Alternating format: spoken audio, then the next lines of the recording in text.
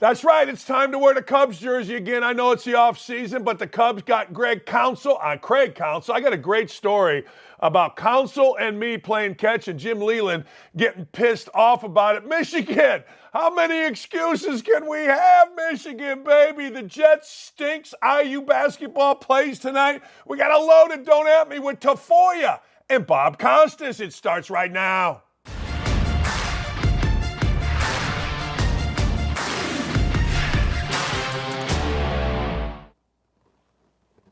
Hey, welcome, and as we always do, the crack staff, not the staff on crack, is bringing you the best. Shut up over here, my phone. What are you doing? Hey, look, here's the deal. Very quickly, Bob Costas is going to join us coming up at 10:30. Bob Costas, that's pretty good. We're going to talk about a lot of things, including him eulogizing Mickey Mantle, who was my dad's all-time favorite.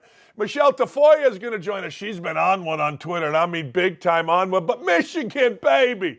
Michigan is trying. You got to give the Michigan men, the men of Michigan, you got to give them credit. They are trying, and they are trying hard. They're pinning it on everything. Now, let's walk through what has happened since we last met. Michigan received a notice of allegations from the Big Ten indicating specific stealing allegations, but it does not indicate what penalties would be administered. Meanwhile, Matt Rhule is not happy. The coach at Nebraska. Coaches are starting to speak out. First, it was Ryan Walters of Purdue. So let's wait before I get into Matt Rhule and what he had to say. Michigan gets a notice of allegation. What that means is this. That means there is officially a list of what Michigan did. I've told you this. You all have gotten angry with me. There's a lot of you Michigan folks that couldn't get into Michigan, that were third team all string or all city or all conference, not even all city, at Ottawa Lakes High School. You're all sitting there mad at me because you couldn't get in, so you ended up being a farmer, and now you're a big Blue fan, and someone's attacking your beloved Michigan. I don't want to hear from you. Here's the deal, very simple. Michigan, in getting the notice of allegations, exactly what I said. You are not innocent until proven guilty. You are, here's the allegations. Prove that you didn't do it.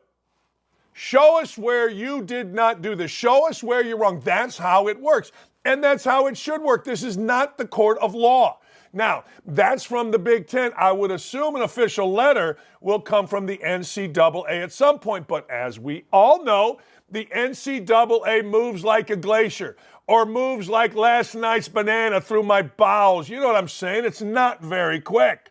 So long story short, the Big Ten, notice of allegations. Michigan must respond. Warde Manuel has taken himself off of the road. He is supposed to be at the college football playoff selection committee meetings. He's not going. He had to stay back.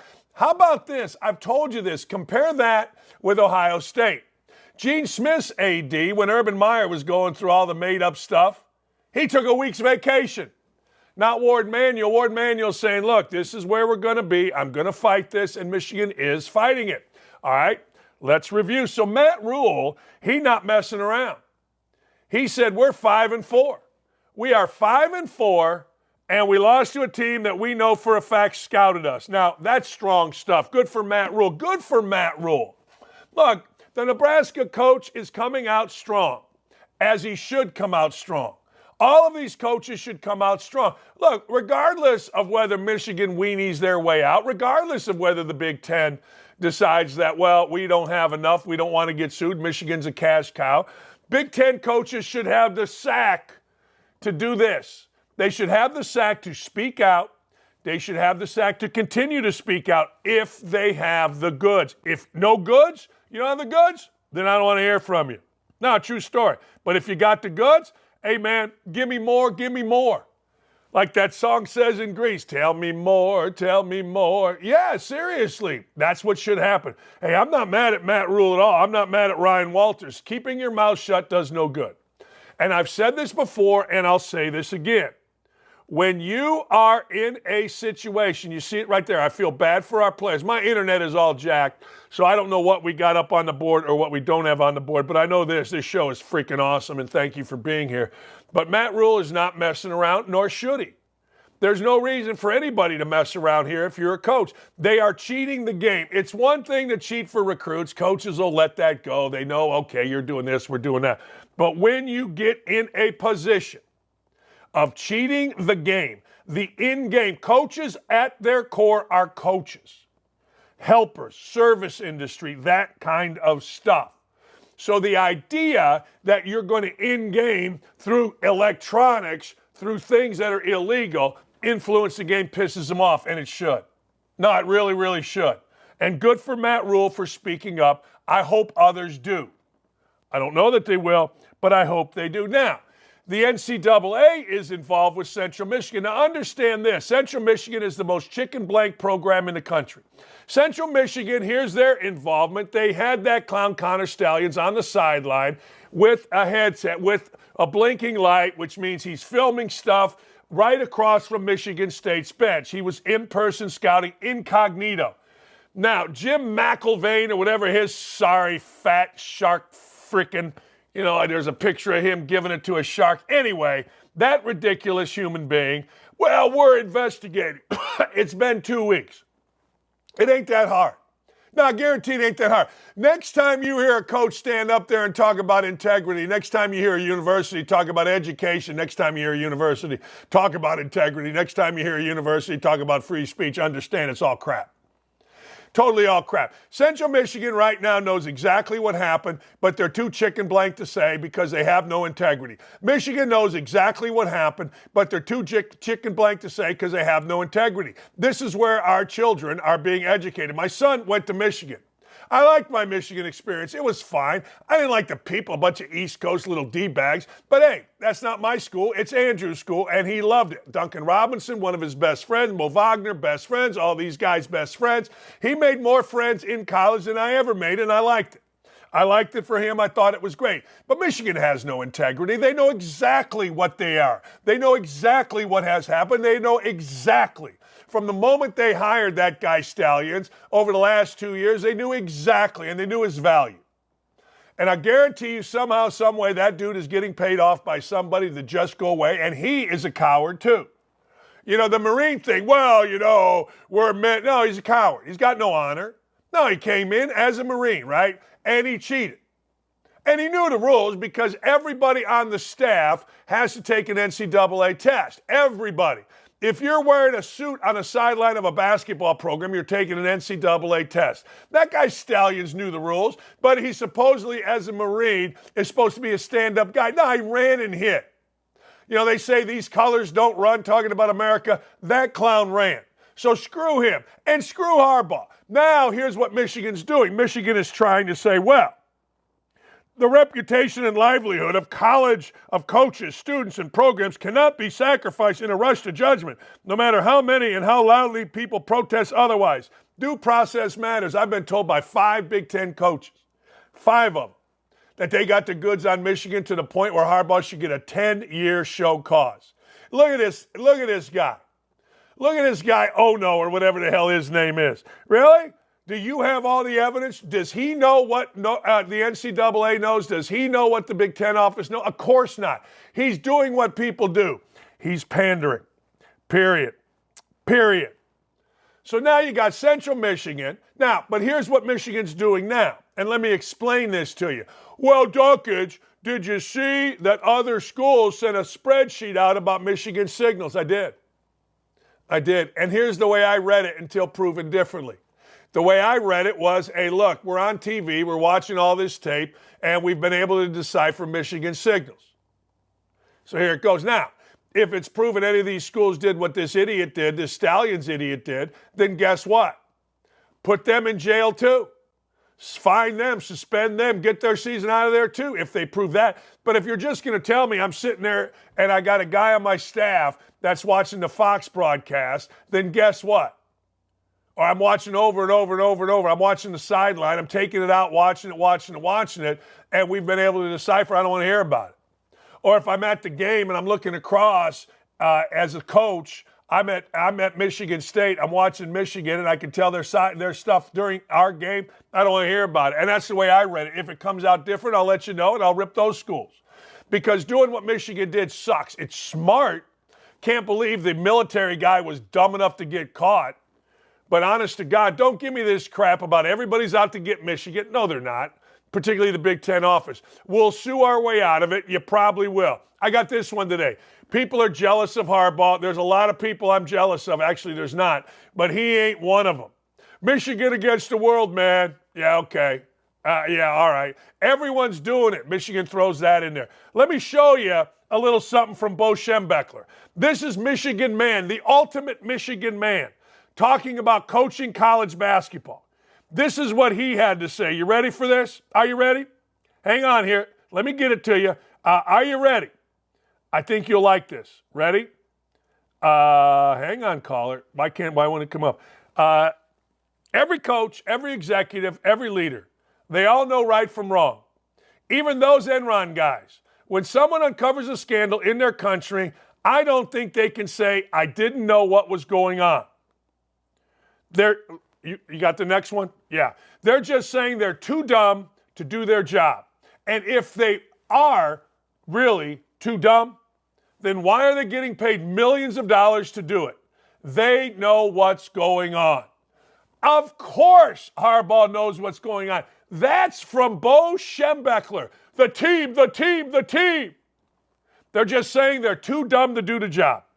Now I'm going to say that again. And if they are too dumb, then why are they getting paid millions of dollars to do it? Jim Harbaugh is getting paid millions of dollars to be the CEO of Michigan football. It's no coincidence that he hired a guy to steal signs. They got better.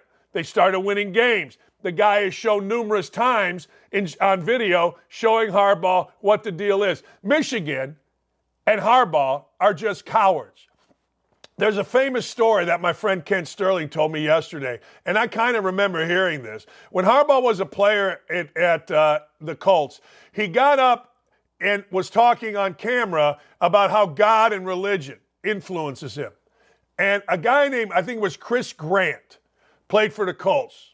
Chris Grant heard this, who was really religious, grabbed Harbaugh, threw him up against the wall, and said, look, don't ever do that again.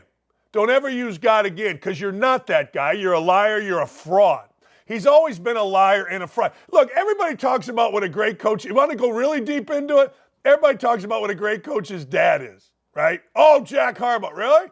He tried 1 year in the MAC, went 2 in a lifetime, got the hell out of there, ran to Western Kentucky in like the FBS, where he could win games because they had more resources down there at Western Kentucky. The whole family, I like the sister though. I like Tom Crean's wife, but the whole family can kiss my backside, except for John. I like John too. Wait a second. I'm starting to like these people. I like John and I like his sister. Crean's wife I kind of like, but I couldn't have, never mind. All right, story number 2. You ready for it? What did I tell you years ago? For years I have told you this is from the mouth of the NFL. This is from the mouth of referees. This is from the mouth of everybody involved. The NFL changed their requirements for officials to be more inclusive.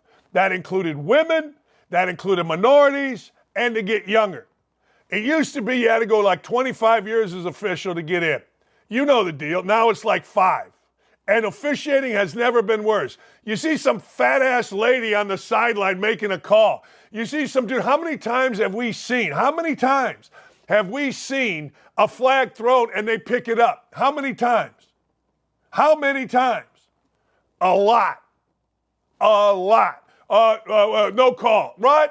And then you see some pigtails or you see some 10-year-old out there. I don't care if you're white or black, but there's 10-year-olds out there. Some 10-year-old was laughing on the sideline as he was getting ripped by Nick Sirianni. And they're arrogant as hell. There was a white dude, by the way, laughing.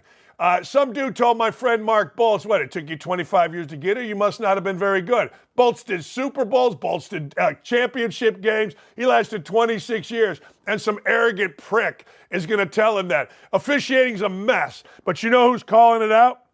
J.J. Watt. J.J. Watt is Captain America. Friend of mine dated J.J. Watt. He's like, yeah, he's too insane. He's got too much going on. He thinks he's blah, blah, blah, blah, blah. That's a true story. You see her on TV every weekend. She's a friend of mine. Anyway, He's talking about officiating, what is, and he's talking about the fact that they're fining people for ridiculous hits, which, of course, is part of officiating. I will say this again. He showed a video. This is stealing money from guys. These absurd fines for routine football plays have got to stop. Fines for intentionally malicious plays. I can't even read out of my glasses. Absolutely. But taking $21,694 from a guy for this, what are we doing? This is out of control. And look, like Democrats saying we're going to lose our democracy if you vote for Republicans, there are always talking points. And one of the talking points in the NFL, player safety, man. What addresses that? And don't tell me about player safety. Don't tell me it's about player safety. Cut blocks are legal. You can literally target a player's knee with your helmet intentionally. So don't act like we're on some high and mighty player safety horse. I got 3 words for you. Bingo. Bingo. That's right. Bingo. Look, here's the deal. NFL officiating has never been worse. Now you can say, well, old white guys made mistakes too. Yes, they did. And they didn't just get rid of old white guys. They got rid of old black guys too. So just stop it. Stop it with your racist rhetoric. Stop it with your whining. The NFL has said we are getting more inclusive in our officiating program. We are getting younger in our officiating program. That's why you see women hobbling up and down the sideline, and you see dudes and women both with no experience hobbling up and down, throwing flags, picking them up, and that's why you see a mess. Period. Look, in the NFL, all we want is a good game. We don't want to sit there, watch the game, and then we always got to look bottom right to see if there's a flag on every freaking play. And then when they show it, sometimes the officials get it right. And I'm sure NFL officiating on Twitter will tell you, we get 98% right. Yeah, I got 2 words for you. My backside now. Joe Biden style. It's 3 words. See what I'm doing here? Those of you new to the show. I know we got a lot of new listeners and watchers because the show is absolutely exploding because of the great crew that we have. But I don't want to hear about it. How, well, you know, old white guys. No. It's never been worse. Players have never complained so much. When you are in the NFL, you should just make it a meritocracy. I don't care if you're black. I don't care if you're white. I don't care if you're a woman. I don't care if you're a goat. I don't care. Look, I understand there'll be 17 transgender officials and guys that have done Super Bowls will be out because we're so inclusive to people that dress up as women or dress up as dudes. I understand it, okay? I get the world that we live in. But the fact of the matter is, sports is the ultimate meritocracy. If you play well, you get to play. If you coach and play well, you generally win. Last night, we saw it. Tom Izzo is like the greatest coach in the history of the world. Some coach named Byington came in from James Madison and beat him at home. It's the first top 5 loss opening game since 2005 when Izzo lost. So we get it. It's a meritocracy. Izzo's team shot 1 for 20. Like, there is no, wait a second. Now, hold on. Look, you're 1 for 20, but you know what? DEI, diversity, equity, and inclusion. We got to let them make a few shots. There's none of that crap. I don't give a damn if you're a dude, a chick, old, young. I don't care. Just hire the best freaking people. Because personally, I think the NFL sucks to watch. I thought the NFL sucked as an in-game experience, so I got no more tickets. I used to have great seats, and I'd go there, and I'm like, the in-game experience in the NFL blows. We went because we had great seats. We're all excited. And then the game starts, and that guy in the orange that stops the game for TV stops the game because some fat ass twisted his ankle, and he can't get to the sideline, and 16 different trainers had to come out to cover their ass. The NFL experience on TV is boring too. I mean, if you thought last night's game was anything but a snooze fest, I don't know what to tell you. Even the most, well, I guess you young guys would go, you know, man, the Chargers rule. The Chargers don't rule. The Jets suck. The game was boring. The announcers were good because I think Troy Aikman and Joe Buck are the best in the business. But 9 out of 10 times, try watching the Colts. Try watching the Colts with Adam Archuleta on the call. Honest to God, that will make you go out and shovel snow. And it's not even any snow. You'll just go out and look for stuff like, man, can I blow leaves? What can I do? This is insane. This is so bad. The NFL is becoming a crap watch. Thank God for gambling. Thank God that we still watch it. Thank God that everybody thinks we're supposed to watch it. But I'm just telling you, they are headed down a slope. I said this years ago. I said this for anybody. If the NFL did not figure out these shots to the head, it would go away in 20 years. And you know what? About 5 years after I said it, the NFL figured out the shots to the head. Smart. I'm going to tell you the same thing. If the NFL doesn't figure out to get rid of all the crap, all the social justice crap, DEI and officials, sports, black guys know, white guys know, women know, everybody knows except the NFL and the NBA that sports is a meritocracy, period. And if you don't believe it, I really don't care. Then you're just stupid. Then you got he, him, they, their, we here in your bio, and I got nothing for you. I'm too old. I just don't care. I don't. I'm sorry. I'm okay with Samuel L. Jackson. I love Samuel L. Jackson in Pulp Fiction. I thought he was great. I like Samuel L. Jackson in most movies. I was doing a show. Barkley was my guest. Barkley put Samuel L. Jackson on the phone, and he was awesome. So I like Samuel L. Jackson. But I got to tell you, I like him better now. I do. Because Samuel L. Jackson broke the code. Here's the code for Deion Sanders. Black dudes are supposed to support unequivocally. And white dudes that don't support Deion Sanders, they are to be called racist immediately. I mean, we saw it. First loss of the year, we saw it. Well, my man is not holding back. Talking about Colorado football. Brain farts all around. The OC can't call 3-run plays to get off the field. That's at the end of the half. The DC can't get his guys to stop a baby carriage. Let me say that again. That's pretty good. The defensive coordinator can't get guys to stop a baby carriage. I can. I'll get in the stance. Hey, Sammy, I'll get in the stance, baby. I'll get my hands above my elbows, my ass back, my back straight, my head up. I'll stop a baby carriage. I'll tackle him. And why is Siri going off right now? Siri, why are you listening to me? I didn't say Siri.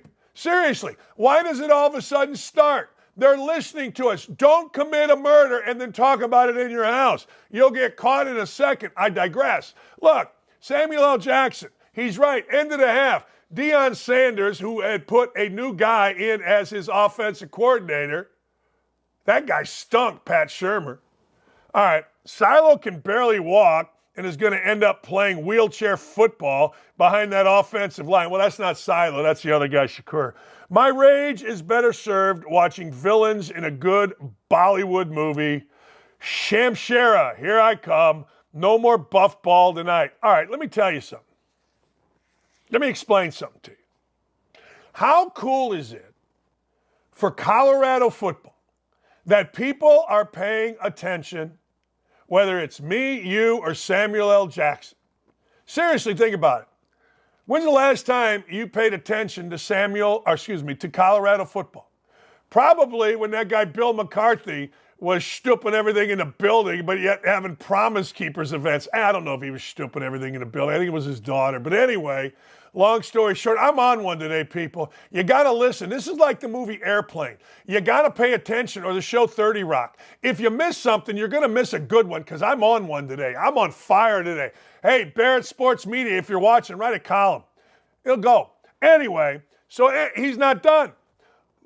Look, he was just standing around watching. Did you see him using a mic or communicating with any other coach before the half was over? That was what Samuel L. Jackson said about the demigod that is Deion Sanders. I often wondered that. I've seen him a lot, and I know that sometimes, I don't know if he coaches or not, but look, let me give you the answer, all right? Well, man, they won 1 game last year. They won 4 this year. You were right. You're right. You're right. So nobody's supposed to say nothing because they beat a bad TCU team, a bad Nebraska team. I don't know who else they beat. I don't know. But I got to tell you, I'm all in on Sammy. But I'm all in on Deion too. Hey, I think Deion Sanders is never going to win a national champion. I don't think so. But I do think Deion Sanders has brought electricity to college football that it needs. I do. I think Colorado is fun. I actually checked in to see how they're doing. It ain't must watch when you've lost like 4 or 5 in a row. It's no longer must watch. I don't know how many rappers are showing up. I don't know if Kevin Garnett is going to show up and yell like an idiot. By the way, if you want to see the dumbest, after we win a championship interview, Kevin Garnett after the Celtics win. He's always been an idiot. Nice guy.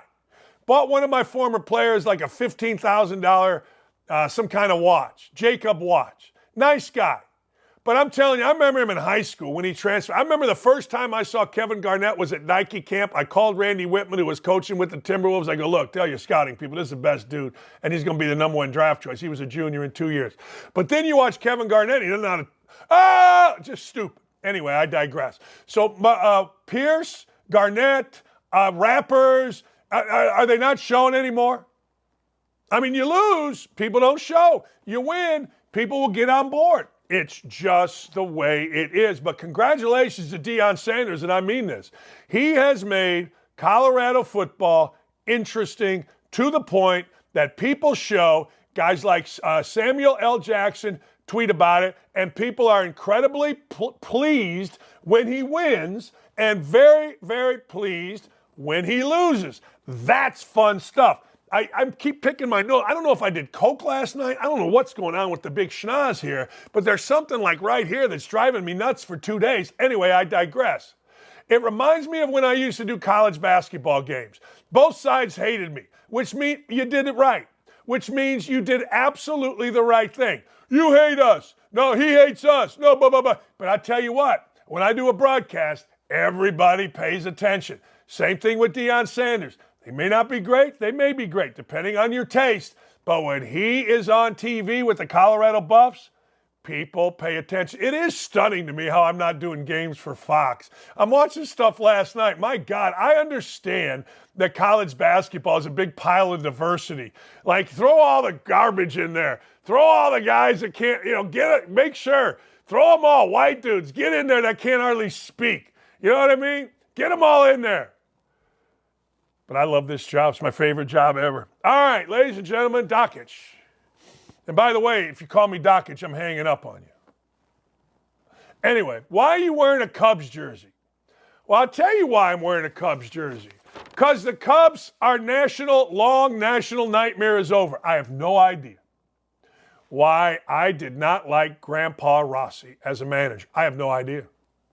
I have zero clue. I know why I didn't like Marcus Stroman as a pitcher, because he did what Yannick Ngakoue did when he came to the Colts. BS garbage crap on social media. And then he was good early, but you know what we say, big possums walk late, baby. And they got rid of him. All right, I don't know why I didn't like Rossi. By all accounts, Shambi, who's a friend of mine, the Cubs announcer, says he's a great guy. Benetti says he's a great guy. Guys say they're great guys. I don't know. But for some reason, I don't know. So the Cubs went out and got Craig Counsell. They signed him to, what did you tell me, Nick? 5 years, $40 million. Apparently, Francona was making 4.5. Counsell's going to make 8. Basically the price of a middle infielder. That's a hell of a deal for the Cubs, let's be honest. A manager touches everything. A manager is right there. A manager is far more valuable than any middle infielder. Look, don't tell me he's not. Did you just see what happened with the Oakland Raiders or the Las Vegas Raiders or whatever the hell they're calling themselves? Look, here's the deal. A manager in baseball is there every day, and it's not just setting the lineup. I got a Craig Counsell story. You ready? Forget what year it was, like 2000, 2002, can't remember. Jim Leland was the manager of the Marlins. His coach, Rich Donnelly, who is one of the all-time great guys, and I became friends, a big basketball fan. So Rich Donnelly, and Craig Counsell, by the way, is the Rooster, and the Rooster runs at midnight. If you want to see a show, the Rooster runs at midnight, Rich Donnelly, about his daughter, is unbelievable. ESPN, I got goosebumps right now about it. It's awesome. Those of you that know Rich from my TV and my radio show at Indy, you know exactly what I'm talking about. But anyway, so Donnelly invites me and my boy, Ron Hecklinski. Heck is a high school coach in Indiana. Actually, they invite Heck. All right? Well, here's the deal. So I go along, and Rich is like, Dan, can't wait. They get us on the field. So we go to a night game, and we're on the field. Now, you get me on the field at Wrigley, I'm taking pictures, and I still have it, at home plate. I'm talking, and I did not realize this, but a lot of the guys on the baseball team, both teams knew me. Hey, Dan, how you doing? John Warner, third baseman, came up. Cliff Floyd, bunch of guys. The trainer was from Highland. I competed against his teams in high school. So it was a blast. So that night, after the game, we go back, and Leland's got a 3-bedroom suite at the West. So Heck and I are staying in one of the rooms, but we're just having a beer, sitting there having a chat, and here comes Leland.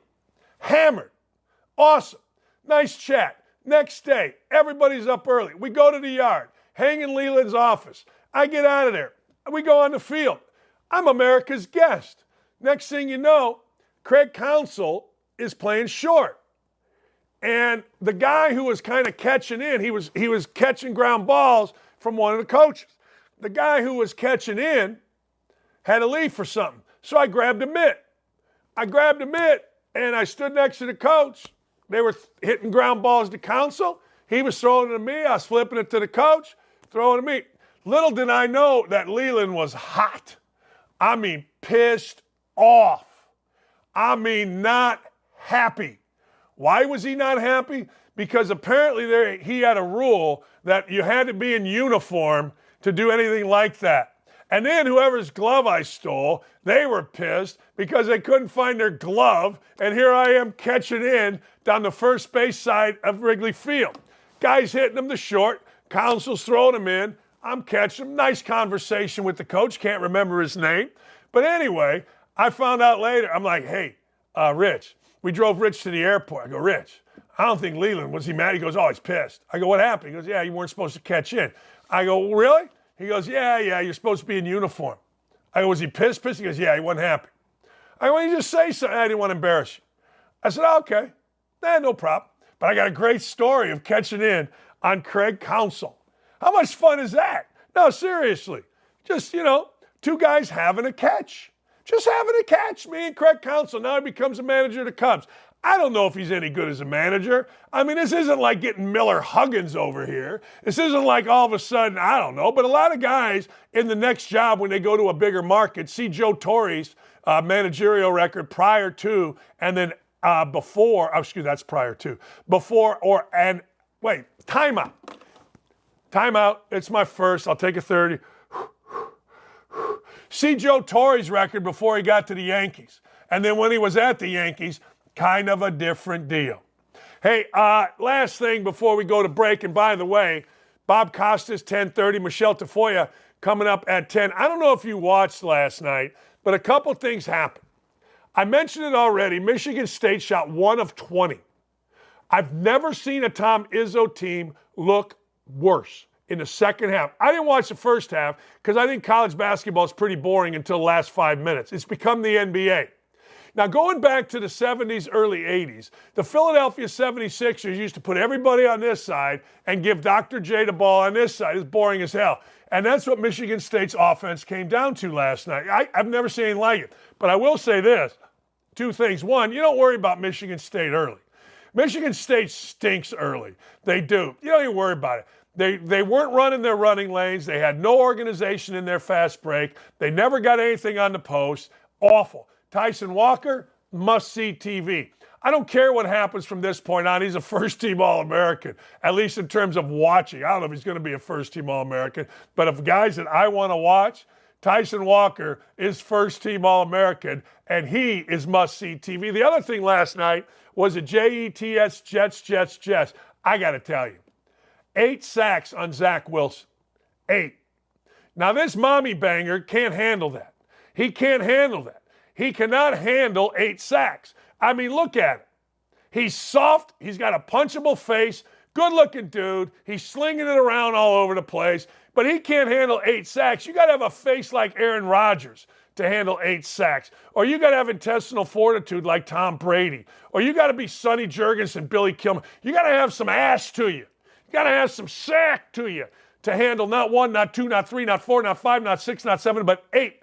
Count them, 8 sacks. And they were so inept. Let me give you a number. The Jets had 64 yards rushing. Not great. They threw 33 of 49. Fine. 5 yards a catch. 5 yards a catch. That's like throwing it there and falling down. Like my fat ass could probably fall down for 5 yards. What's 5 yards? 15 feet? I'd have to get a little boost and extend the ball, but I'm 6'5", so I only got to go really 3 yards. Extend the ball, that's probably another yard, 2 yards, and to give a little leap. I mean, please, child, please. They reverted back to their old ways. They stunk. They turned the ball over. Reason I'm even telling you this is because I bet them and I lost. Now, let me go to betting. Last night I gave you Notre Dame. Notre Dame, 8.5. The line went to 10. It was the only time ever. I bet $330 to win $300. It's the only time ever I was offered more money before the game started. DraftKings, I'll say it, $330.40 before the game. Notre Dame's up 15 seconds ago, and they did what teams do. They let a guy go lay it in. Crushed me. But I'm never daunted. I shall not falter. I went over it and watched the Kentucky game. It was an 8-point Kentucky game at half. I tripled my bet. The total, or the line, was minus 14.5, which means all Kentucky had to do was beat the mess that is New Mexico State by 6 in the second half at home in Rupp. I tripled my money, put everything down. The road to 100 grand went from last night 1,500 to 2,200. We made 700 total. Our toes are tapping, and I got one for you tonight. I got one for you tonight that I've already put down too much money on. The line's going to move. I'll tell you what that is in a little bit. All right, ladies and gentlemen, we're going to come right back. We got a monster today. We got an absolute monster. But first, ladies and gentlemen, may I tell you? Can I tell you about Manscaped? Yeah. Merry Ballsmas from our friends over at Manscaped. The holidays are approaching. Now, I want this. I told Lee already about this. But what if I told you that the celebrations are starting early this year? They are. Turns out the perfect Christmas gift does exist. And who else to bring it down the chimney than the leaders in below-the-waist grooming? Keep that thing tight, yo. Keeping that thing tight is not just for women. Keep calm and let your balls jingle this season with Manscaped's brand new Performance Package 5.0 Ultra, featuring the new Lawnmower 5.0. Yeah, you hairy-backed apes out there, you know what I'm talking about. Trim that stuff. Watch all your wishes and mistletoe kisses come true. Look nice when you're going naughty by going to manscaped.com and use code DON'TATME for 20% off and free shipping. That's Don't At Me.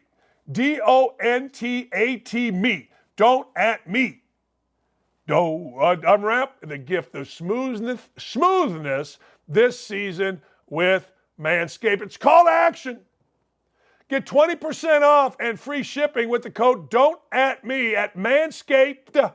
manscaped.com. That's 20% off with free shipping at manscaped.com and use code Don't At Me. Manscaped. Get your jingle balls ready for the holidays. Boom! My all-time favorite ad to ever read, because I got to tell you, Double D likes two things: no underwear and smooth down there. And she'll like it too. I'm here at the Big Machine Music City Grand Prix, but that's not the only big race that's on people's minds. Let's go talk about it. There's no way Biden can win again. There's just no way. Even the people that voted for him because they didn't like Trump now at least have to see, like, senile, not all there. Probably won't be alive for 4 more years. Are you a Trump guy? Or are you a DeSantis guy? Or someone else? I don't like any of them. Who's your dream candidate? Who would you want to run? Myself. I think the best candidates probably are smart enough not to run. I just hope there's somebody that's young enough to care about the country instead of their politics. My fear is they get Gavin Newsom from California. And I think it would be the new cool vote for the younger people, and that's what I don't like. Who do you think on the Republican side would be able to take on Gavin Newsom? Great question. As a Republican registered, I love what Trump's body of work did, but they're just out to get him and destroy him, and we won't get things done, which is crappy for me to say. I thought DeSantis was going to be the guy. Trump only has 4 years left. He cannot fix everything that just happened in 4 years. And he's going to be battling indictments and all these false stuff for the next 4 years. We won't get anything done. And it'll just be this stalemate in America. That's why I almost don't want him in. But if he is the leading candidate, that's who I'm going to vote for. Is there any Democrat that you would vote for, consider voting for? Absolutely not. What about RFK Jr.? No. Who should our first female president be? Michelle Obama, of course. Yeah. I'm going to go with Harambe 2024. We have the 2024 presidential race coming up, and I wanted to see who you thought your favorite TV characters would vote for. Homer Simpson, who do you think he would vote for? Donald Trump, all the way. Vito Corleone. Whoa. Whoever advances the cause of the Corleone family.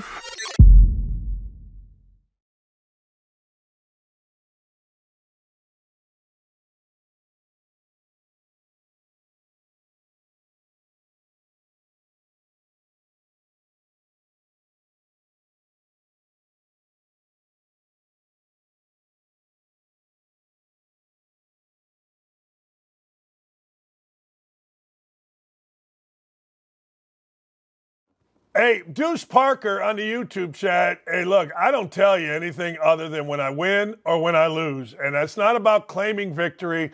I'm trying to tell you, in betting, this is the best time of the year to win money on college basketball. And that's what we're going to do. Tonight, I'll give it to you right now. Indiana is only minus 12.5 against Florida Gulf Coast. I'm going to tell you this. I don't know a single player on Florida Gulf Coast. I don't know a single player in Indiana. I mean, I can name them, but I got no interest in meeting those guys until they start being serious Indiana players, which they haven't been for a few years.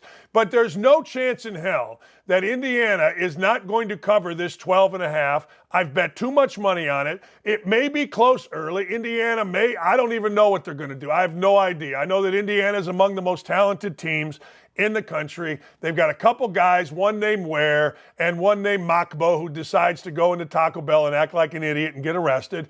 But they're very good according to NBA mock draft idiots. So they're both going to be drafted. Then they got a 6-year point guard. I love this kid, Gabe Cupps, but everybody's going to love Gabe Cupps because he's a little white dude, and white dudes at Indiana are beloved. And Trey Galloway should be a first-team All-American, but you'll see him standing in the corner and then after the game going and hanging out in the girls' dorm because apparently he can't get enough of the girls' dorms. But anyway, long story short, take Indiana to cover the 12.5 and live bet it if Indiana's down, live bet it. Notre Dame last night, I had 8.5. Halftime, it was minus 4.5. I tripled my money on that too. True story. I'm sorry. You don't like it? You don't like it. All right, Joe Biden is in trouble.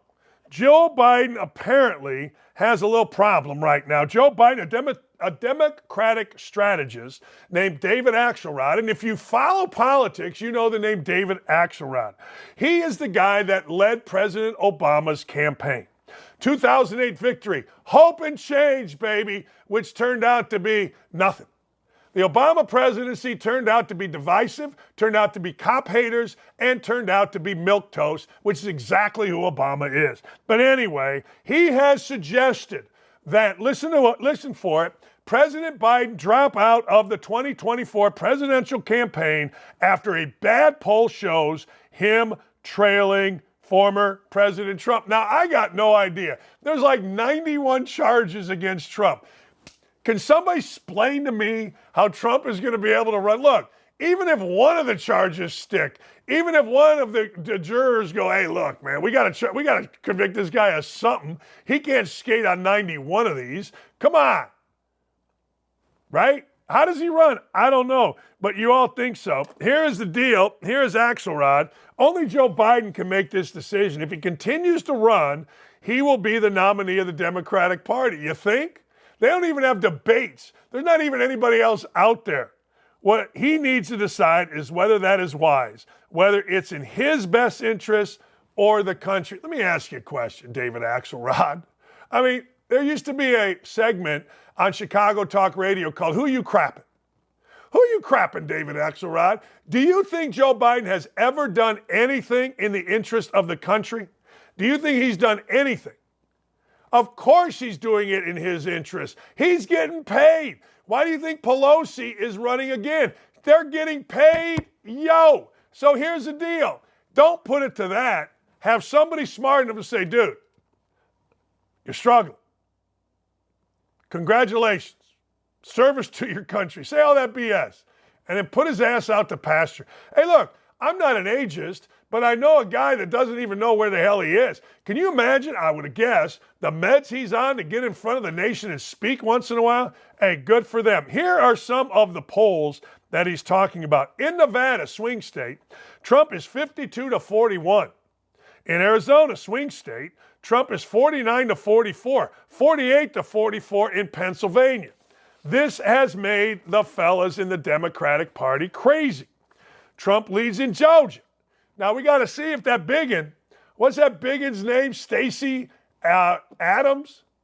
We got to see if Stacey Abrams, not Stacey Adams, that's women's shoes. What is it next? Jimmy Choo? Anyway, walk a hole in my Stacey Adams, that's from a Prince song. Anyway, long story short, that biggin Stacey Abrams, is she gonna get it going? She better get it going because Trump in Georgia is 49-43. Michigan, the great Gretchen Whitmer state, the state of Jim Harbaugh cheating his ass off. Michigan State having the criminals all over the place. 48-43. Now, Wisconsin, where Hillary Clinton decided she wasn't even going to go challenge it, try it, go to it, campaign in it. Biden's actually leading. Biden is actually leading. Hey, how about that? That ain't holding up. I know those cheeseheads. And by the way, speaking of that, I always talk about those cheeseheads. Wisconsin and Iowa, they'll drink your town out of beer. They did it here in Indianapolis. Iowa went to Wrigley Field and the vendors at Wrigley ran out of beer. Iowa folks, I love you long time. Not you kids at Iowa, you guys are punks. Not you bloggers at Iowa, you guys are punks. But the adult male, the biggins where we eat beef, and you know what? We drink beers. Yeah, I'm all in on it. Hey, but anyway, how could Joe Biden possibly run again? And if you're dumb enough to vote for Joe Biden, that means you're dumb enough to vote for Kamala Harris, which means you're just dumb, and I got nothing for you. You can come at me, you can get mad at me, you can call me Dakich, Jockich, Doc bitch, whatever you want to call me. I've heard it all. But if you're that dumb, God rest your soul. Speaking of that, that's Illinois State's sign. Illinois State basketball won yesterday against Lord's College, who was making shots left and right. They won by 30, but hey, what are you going to do? Hey, a power broker. I always want to be referred to as a power broker. You know what I mean? I want to be referred to as, Dakich is a power broker. There are two things that I would like, if you don't mind. One, I want to be like Riley Gaines. I want to be like all these guys, Charlie Kirk. I want to be like all these guys, what's that guy's name, Shapiro, that go on college campuses and there's protests. I want some little masked up economics major from Bolingbrook, Illinois to try to assault me. I've been working out, yo. I've been doing snatches. That's right. You ever do a snatch? I tell you what, it hurts you 2 days later. But I'm built like a brick blank house. I'm ready to go. I need to do a political speech on a campus just to piss all the children off. Wouldn't that be fun? And the other thing I want to do is I want to be called a political boss. I want somebody to say, we got to have Dakich on our side. Jim Banks is my boy. Jefferson Shreve should have consulted me. He's going to get beat in the mayoral election here in Indianapolis. But Dakich needs to be a political operative. Dakich needs to be a political boss. Well, a political boss at the Eagles game got the boot out of his suite. Why, you ask? I'll tell you why. Because he flew a half Israeli and a half United States flag out of his suite. Look, I'm not saying he's right. I'm not saying he's wrong, but apparently they do have rules about that. Look, to me, I'll never understand this. There's a great site on Twitter, ML_football, and they put this out. Something's wrong here. And the amount of hate towards Israel stunned me. I mean, it shocked me. I'm sitting there going, you people are the dumbest people alive. Why the hate? Why is everybody hating so much? I don't get it. I honestly don't get it. I mean, the hate. I have Jewish family. My sister-in-law, Jewish. Her family, Jewish. My nieces and nephews, raised Jewish. Stop with the Jewish hate. Stop with the anti-Semitism. Stop. And if you're supporting Hamas, I can't help you. You're an idiot. Then you're supporting terrorists. If you're supporting Hamas, then you're too dumb to even be around. Just shut up. Then you're supporting slaughter of Jews, innocent Jews in their homes. Look, I don't know whether this guy was supposed to do this or not. I have no idea. But I do know this. This ain't the worst thing in the world. And now he's going to sue. And if he sues, hey, what can I tell you? Probably shouldn't. Probably shouldn't. Probably should just let it go away, because I'm sure there's something, and I've seen it this morning, in the bylaws that say, hey, look, you can't bring that kind of stuff to our stadium. And that sucks. I'll tell you this. The College World Series used to be great when it was in Rosenblatt Stadium and they had those signs on the outfield. The NCAA came in, took it over, and it looks like Riverfront back in the day, or Veterans back in the day, or the one in St. Louis, Busch Stadium back in the day. It looks like crap. I don't like antiseptic. I like signs. I like flags. I like stuff. That's why I always wanted to go to a soccer game where I could get stabbed, shanked, or shot. I did. Or maybe a grenade thrown. I always wanted to go to one of those because I like going to different stuff. And if you don't, good for you. But I do. It's what I do. It's what I like. Third string quarterback of the Giants, Tommy DeVito. Man, he's going to be the quarterback. Now, let me explain something to you. No, it's not Danny DeVito. It's Tommy DeVito. And I've watched Tommy DeVito. I know he played at Syracuse. I think he went to Illinois. Man, he's not very good. This might be the one guy, and I don't really believe this, but this might be the one guy I say, hold on here. Hang on here. You know what? Probably better off having Kaepernick. I got old man laugh. Buy and sell those stocks. Anyway, you're probably better off having Kaepernick than Tommy DeVito. Man, there's some bad quarterbacks in the NFL. I got to tell you, our guy here, Minshew, he stinks. Tommy DeVito, he stinks. Whoever's quarterbacking at or the Jets, he stinks. Zach Wilson, whoever's quarterbacking the Cardinals, he stinks. The guy with the Bears, that's Division 8, he stinks. I mean, there's some stinks out there. Josh Dobbs is going to start. Let's be honest. Great story. Seems like a great guy. But come on. If you were going to say to me, hey, look, I want Josh Dobbs as my quarterback, I'd say what, third string? It goes back to what we always said here in Indy. The reason the Colts kept Jim Sorgi was because he was great with Peyton Manning. All right? Great. But the thing was, if a second-string quarterback comes in for Peyton Manning, you ain't winning nothing anyway. Except Ryan Grigson was smart enough to understand that with Luck, and he brought in Matt Hasselbeck, and they went 6-3 without Luck. Grigson was a genius. Hey, Draymond Green doing Draymond Green things. He continues to prove he's an idiot. He appeared to be upset after the team's 115-104 loss to the Cleveland Cavaliers as he took a kick in the groin during a game, even though he is notorious for getting kicked in the groin during the game. So, you know what? He had this to say. Let's give him a little pump. At Money23 Green. Money23 Green is not happy. Let's see from Money23 Green. What does Money23 Green have to say? I'm tired of it. I used to like him. I'm not going to lie. You're racist, donkeys. No, shut up. It has nothing to do with race. It has to do with the fact that I'm tired of him. I'm exhausted of him. I've had enough of him. So he says, well, they're mean to me. He took a shot right in the crank, right in the crotch. You know what I can't wait for? I can't wait for a Bob Menery Instagram on it. Bob Menery is one of the funniest dudes alive. I love when Bob Menery shows up. I don't have a video of it, so I'm kind of stalling here before the fellas put up what Draymond Green said. Says screenshot of Draymond Green's Instagram post, courtesy of Burn. Draymond Green rule is only a rule when Draymond Green is delivering. There you go. Good for Draymond Green. All right. Yay, rock. Go fight, win. I got nothing. Draymond Green gives me a headache. Draymond Green gives me gas. I'm done with Draymond Green. I do like the Warriors, though, but I do not like Draymond Green. All right. Let's see. What does that say? The Draymond Green rule is only when he's delivering. Yeah, what are you going to do? I got to get this internet fixed. Hey, Dolly Parton refuses.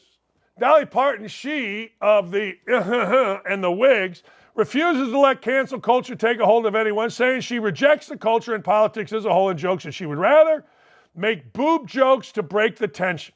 Also saying she won't accept the Presidential Medal of Freedom to divide her fan base and will still roll with Kid Rock, even with the controversial Bud Light drama. There you go.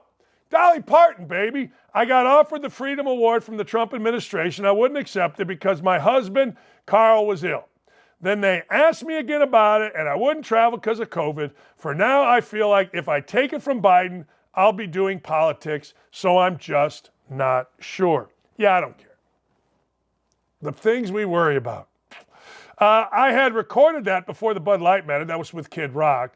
But I'd have probably still done it. He's a gifted guy. That song was about a bad boy. It was about a boy that was cheating and mistreating her. But like I say, I love everyone. I don't criticize. I don't condone or condemn. I just accept them. But anyhow, just because I love you doesn't mean I don't love Kid Rock in that God way. See, now that's something I can get down with. I can get 100% down with that. Look, we got 350 million people on this earth. 350 million people. I'm going to say that again. 350 million. So guess what? There's going to be differences of opinion. There's going to be something that offends you. Here's a baby. When you're a baby, the doctor doesn't smack you on the backside and make you cry and tell you you'll never have any hardship. You'll never be offended. Hey, if you got offended by something yesterday, guarantee you forgot it today. Guarantee it. He offended me. Shut up. I'm with Dolly Parton. I'm going to be like Seth Davis, the punk-ass guy that you see on CBS. I guess he's a writer. Be kind. Be kind. All those guys that have Be Kind are full of shit. Have you ever noticed that? All right, Tafoya next. Costas at 10:30. Man, are we delivering on a daily basis? Michigan, I got 2 words for you. Smooch the backside. We'll be right back.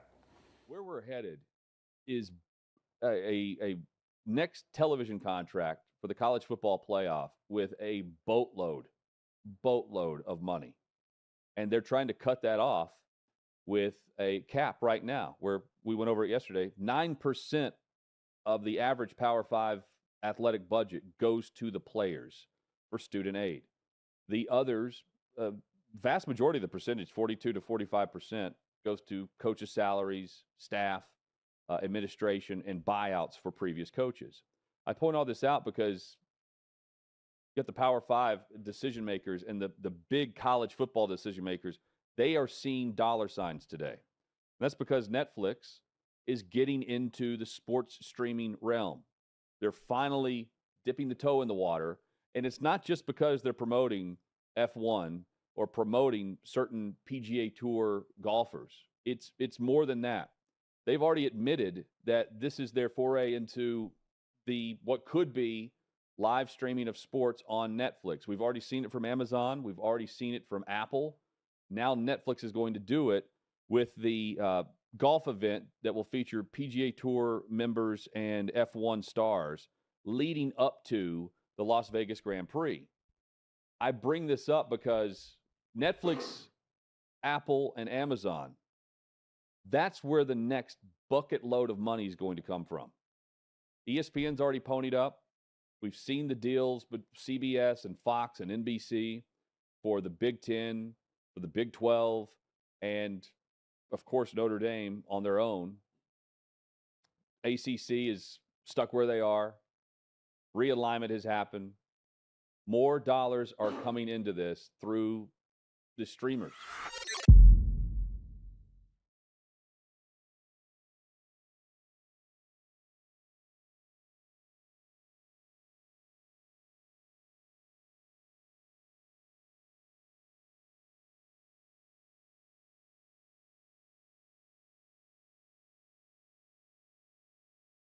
The great Michele Tafoya joins us. The Michele Tafoya podcast is a must listen. She just, got a little gambling education between me and Dylan on who's going to win between Auburn and Baylor. I really don't know, but I'll take Auburn in some points. Hey, Michele, let's go to football real quick. The Jets, Jets, they stinks last night. Yeah. There was a little bump there a week or so ago where you thought, well, maybe they can hang on until Aaron gets back. But last night did not look so good.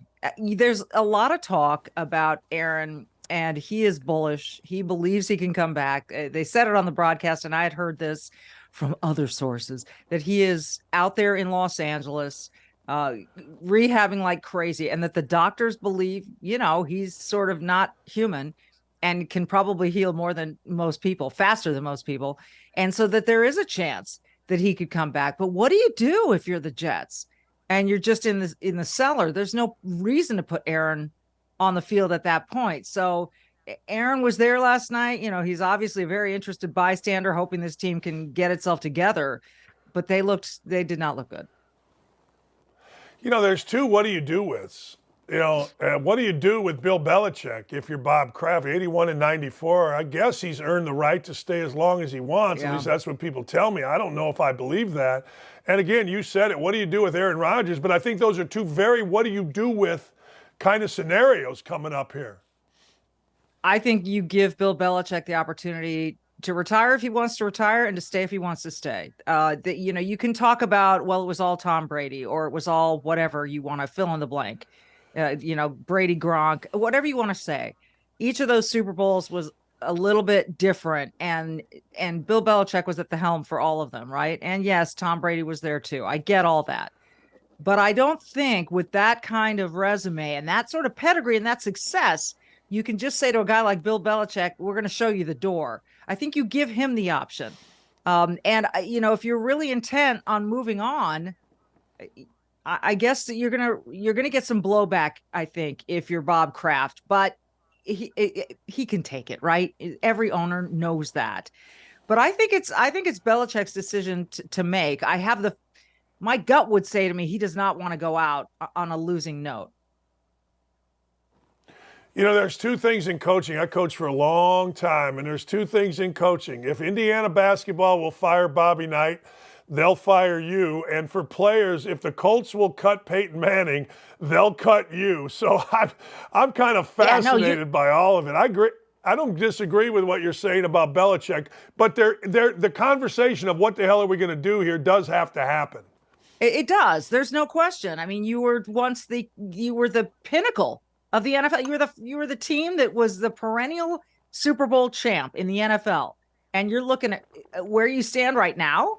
And you look at what's going on with the Miami Dolphins, and they're atop the division. You're thinking to yourself, wait a minute, I'm not used to this position. I've invested a lot in this team if you're Bob Kraft, and this is certainly not the way I want to go out. So, yes, you can fire anyone. And, look, they've dealt with blowback before. I'm not suggesting that Bob Kraft isn't up to the task of firing Bill Belichick if he wants to. I just think it looks better for everybody if he gives him the decision. But it doesn't seem to me to be in Belichick's blood to resign. But, we'll see what happens. Speaking of Bob Knight, I need to tell you this story. The first time I met Bob Knight, I went to do an interview with him about his son, because Pat, as you well know, played for him. And it was Pat's senior year. And it was going to be his final home game. So we thought, let's do a piece. I was at CBS Sports at the time. Let's do a piece on Bob and Pat. So I went, was not allowed to watch practice, and waited and waited and waited for a scheduled interview. And we all missed our flights because we were waiting on coach night. And in he came, and finally, and he was wearing this button that said, "I yell because I care." and he sat down across from me, and he would not make eye contact with me. He wouldn't, Dan. And but he was asking me questions. I hear you do radio. Because at the time I was also on radio. I said, "Yes, sir, I do." "So do you do any TV?" As I'm sitting there with a TV camera behind me, I said, "Yes, I'm here for CBS Sports Day." "Well, are you any good at this?" And I said, "Well, I'd like to think so, Coach. I'd like to think that's why they assigned me to this story." "Well, because there are a lot of women that try to do this that really stink at it." And I said, "Coach, you're absolutely right. And there are a lot of men who stink at it too." And he looked at me. That was the first time he made eye contact. And he said, "You and I are going to get along." And then he gave us an hour sit down interview. It was crazy. It's one of my most distinct, poignant memories of my young career as a sports reporter was that moment with Bob Knight. Yeah, he could do that. He could be both. A lot of people think he's so complicated. He really not complicated. He didn't like women reporters until he did. You know what I mean? And he didn't like guy reporters until he did. You know what I mean? It was like, yeah, I don't like you. Show me that, he just didn't. And it's funny. I listen to people talk about how complicated he was or how he always, did that. He was the simplest guy. He wanted to coach basketball. He wanted to study basketball. He did not want to recruit basketball. He wanted to hunt, fish, but he was an immature guy in terms of that kind of stuff, not look at you and, test you, I guess. I don't know. Yeah. But, I was saying, we all knew it was coming. We did. But you know what? It's like anything else. I felt bad for Timmy and Pat. I don't know if your parents are still alive, but I lost my dad at 52. And I don't care if you're 52 or 12. It sucks. It just sucks. So, Yeah, Hey, Michele, I got to ask you a question because you've been all over this. I have my brother married a Jewish gal. My nephews and nieces are Jewish. Very, very, very, very close friends, Jewish. Belong to a Jewish country club here in Indianapolis. I did.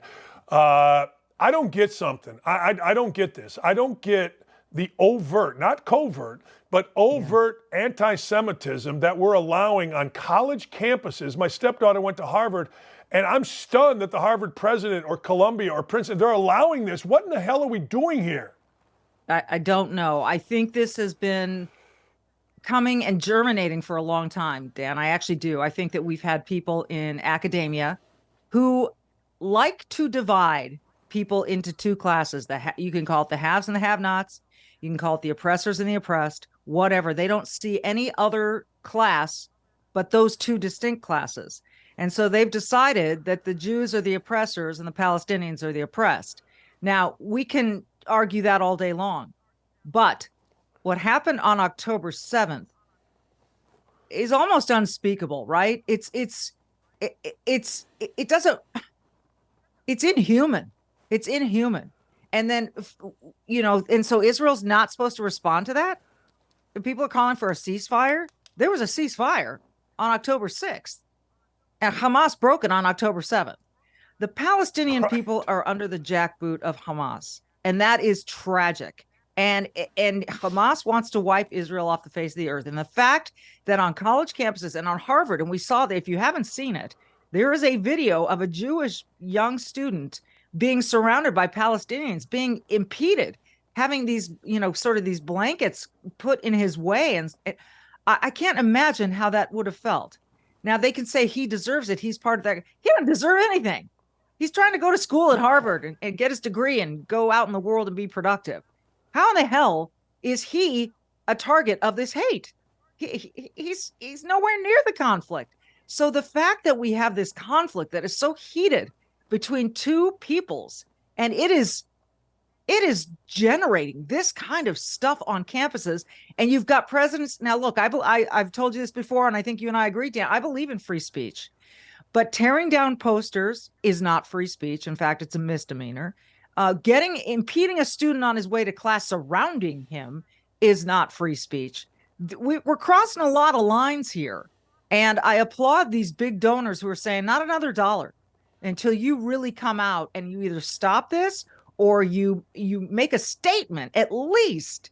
I mean, it's taken a lot of these schools weeks to make a statement that sounds anything like something that is discouraging this kind of hate. And it is it's crazy to me, but I think this has been festering underneath the, it's like a pot simmering, and it's suddenly just turned to a boil because of this incident. But the fact that people are saying, if you're Jewish, we want to wipe you out, when you have nothing to do with what's going on over there, is sick. Michele, it's absurd, and I people are blatant about it. I mean, professors, and it's not just on college campuses. Obviously, it's everywhere.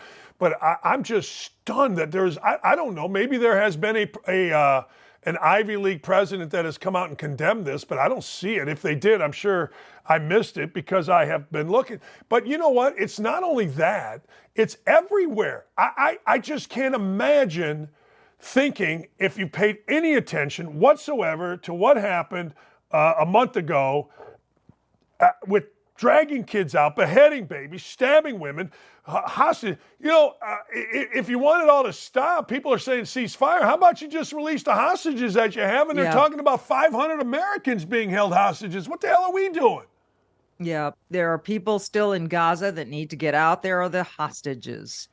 They, on the 7th, took hostages. Set those people free. There are babies among those hostages. There are elderly among those hostages. There are families. I can't even imagine. I got to tell you, I can't even imagine. Now, I've got my son's, one of his best friends is over in Jerusalem right now studying. He graduated from high school last year, took a year off before going to Ohio State to go over study. He's a Jewish kid studying in Jerusalem.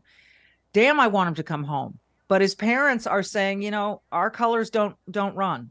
And he's staying, and we feel he's safe in Jerusalem, and he feels like he's got purpose there now, much more purpose than he had before. But still, this isn't even my own son, and I think about it all the time. Can you imagine if your own child was missing and you had no idea if they're alive or dead? And people are saying from the river to the sea.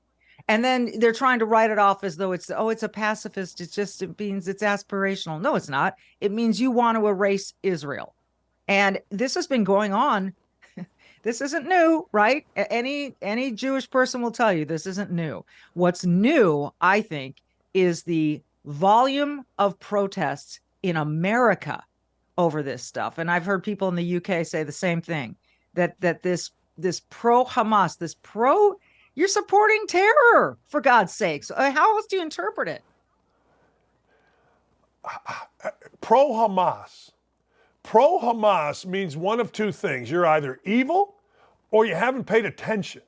Like, you just don't know. You just haven't seen. You know what I mean? Pro-Hamas might be the most disgusting phrase currently going on in our country. We can whine about somebody saying a word but being pro-Hamas, I believe, is the most disgusting phrase, and I believe you are the most disgusting people in our United States. I do. You can't be pro-Hamas if you've paid attention and you're not evil.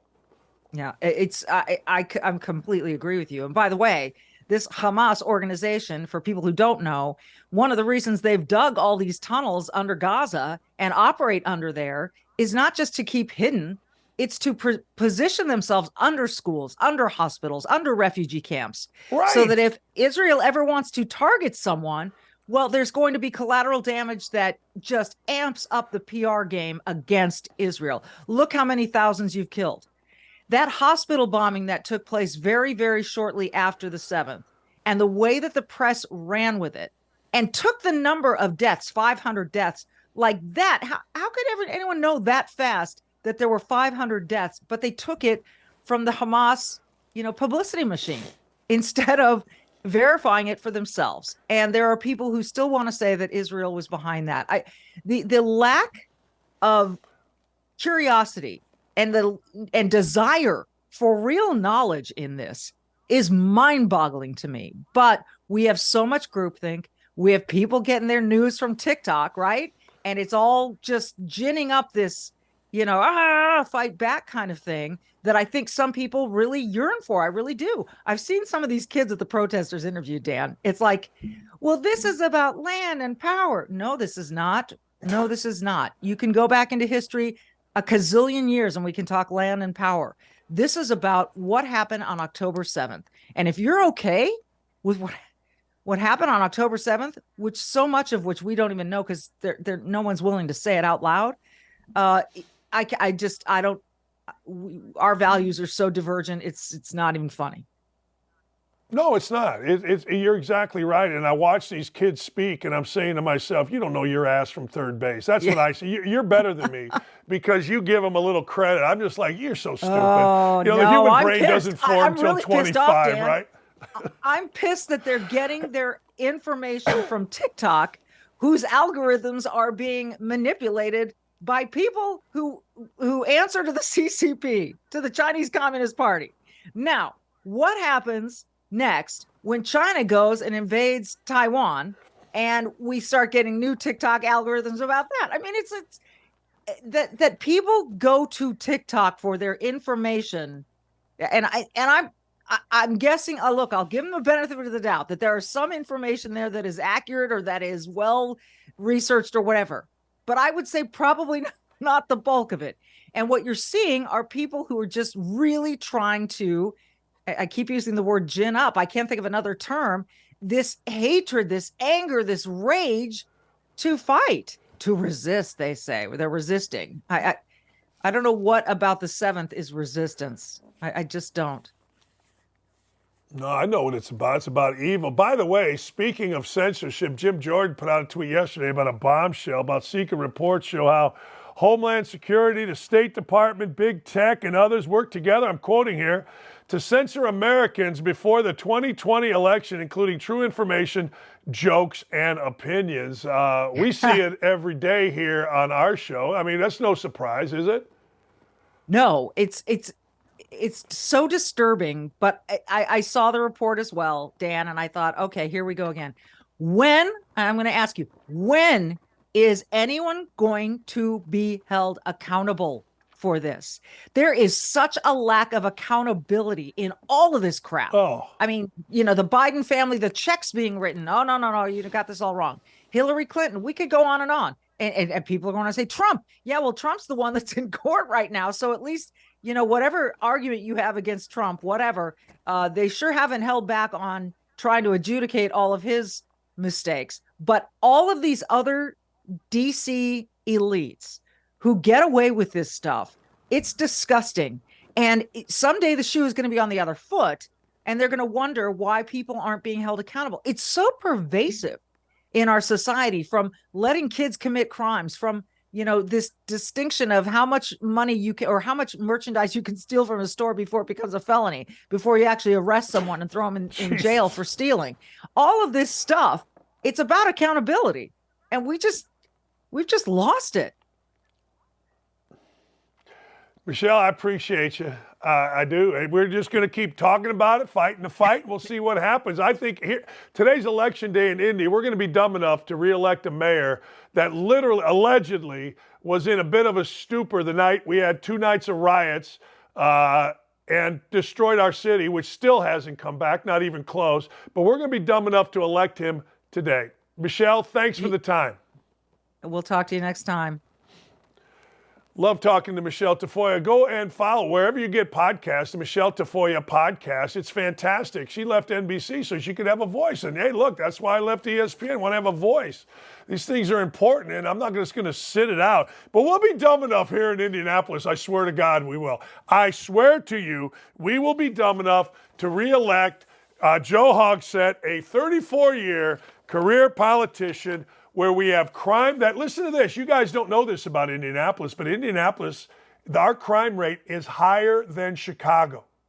Yesterday at Grand Park, which is a suburban place, one of our esteemed communities, we got all these communities. Well, the African-American, well, guess what?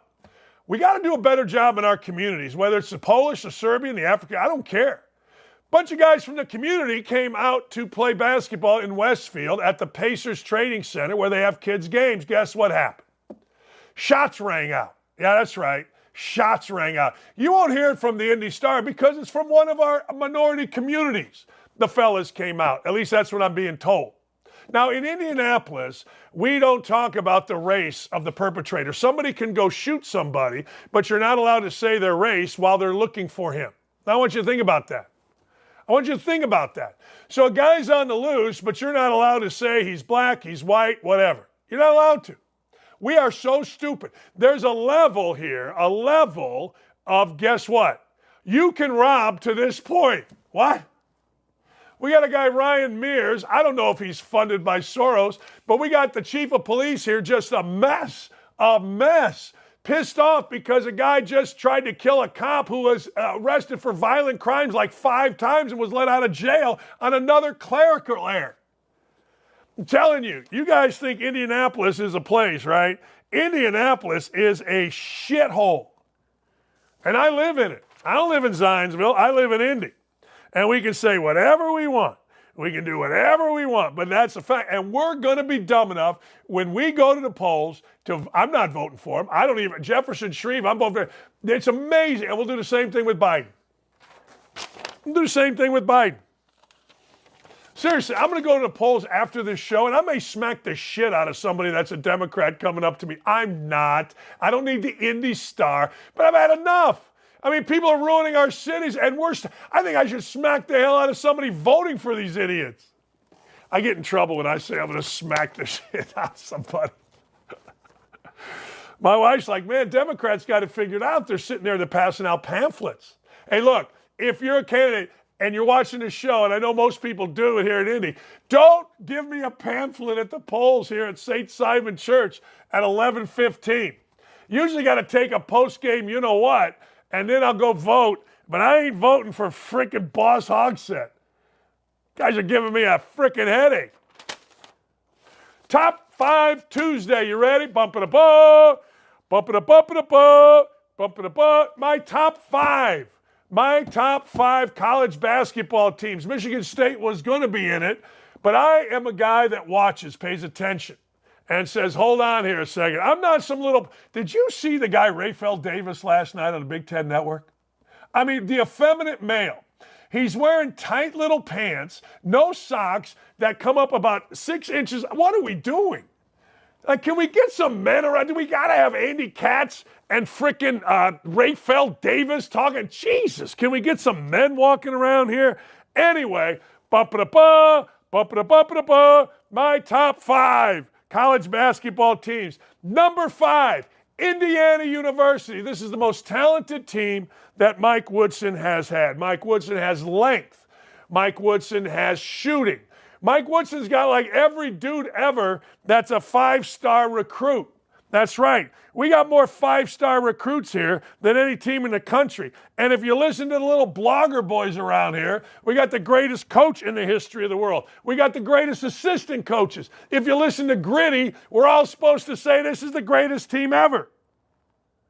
Well, I got to tell you, unbelievable.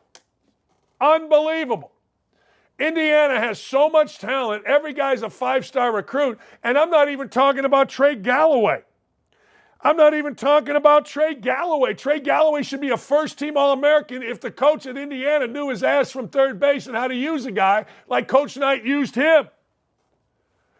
But anyway, Indiana's got the most talent of any team in America. They don't have the best team, but they got the most talent. And I got them 5th. USC, look, I go by performance, and we'll do this every week. And mine is by performance, and I'll give you a Big Ten update every week too. But it's by performance. It's not about what some idiot blogger says. It's not about what the Crimson Call or whatever these clowns are. No.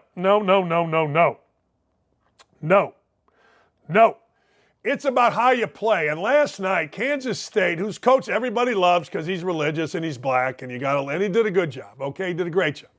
But anyway, whatever. It's a new year. Wipe it all out. Wipe it all out. And last night, Kansas State, who was missing a couple of great, remember that little guard from New York? Okay. But anyway, USC crushed them. Bronny James is not a great player. Bronny James being out is insignificant. But USC's got dudes. USC always has dudes. Now, Andy Eifel can't coach blind turkeys to take a shit. He's been caught cheating. He had a great run because of Marty Richter, the assistant coach at Florida Gulf Coast. He's been out at USC. He survived everything because USC doesn't care. But long story short, Andy Einfeld, they'll screw it up. But when I watched them last night, I'm like, wait a second here. This is a big-time team. Hold the phone. Wait a second. I watched them, and I thought to myself, this team's a top 5 team. Number 3, Duke. This Filipkowski kid is dynamite. I like him. And I ain't mad at John Schreier. I don't know if John Schreier, I don't know if I've ever met him.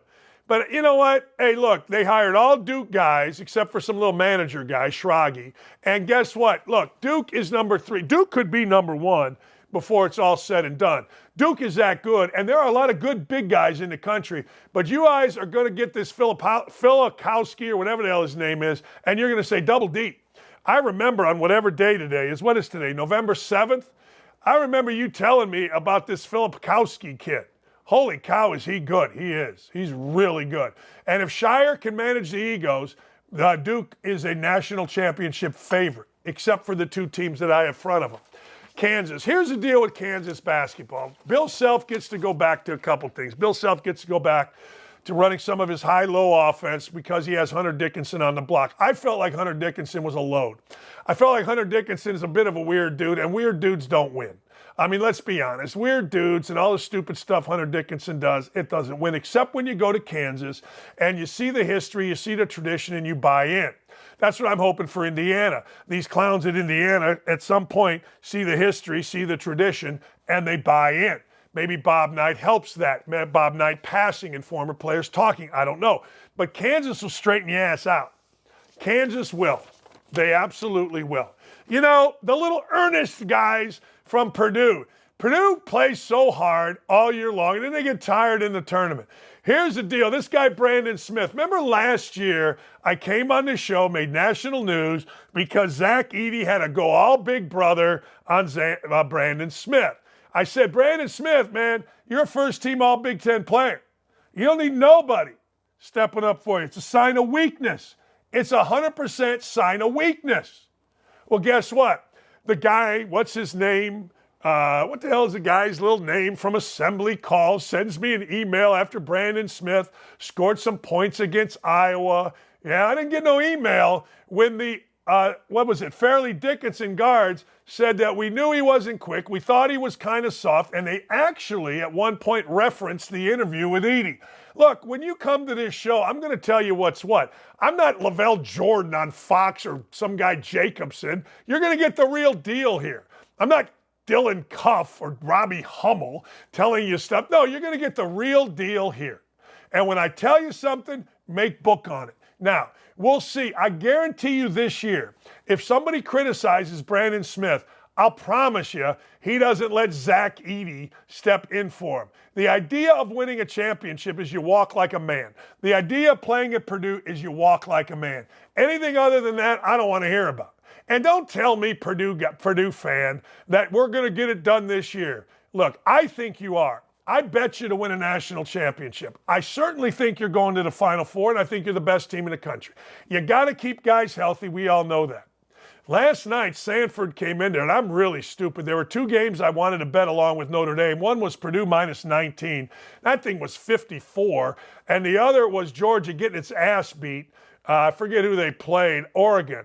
I shied away from Oregon because Oregon had 2 players out, and that's stupid. Purdue's the best team in the country. I'm going to go quick on my 5 Heisman Trophy. Number 5, Marvin Harrison Jr. Look, this is all going to be decided by the Michigan game for Marvin Harrison Jr. It just is. I'm not putting J.J. McCarthy here because he plays for a cheat.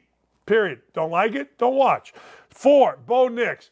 Yeah, Bo Nix has got a big one this weekend. Bo Nix gets a chance to take on USC, and maybe, I don't know, maybe he throws for 1,000 yards against a newly renovated defense. Any stats against USC shouldn't count, but they do. Number 3, Jordan Travis. Look, Jordan Travis is terrific.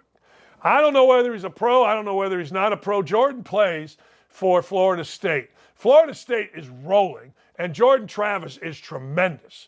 Number 2, Jaden Daniels. Look, until Jaden Daniels got hurt, I'm not sure I've ever seen a better performance by a quarterback running and throwing the football against Alabama. If he did not get hurt and he would have continued on that way, I would have put him number 1. I'm not kidding you.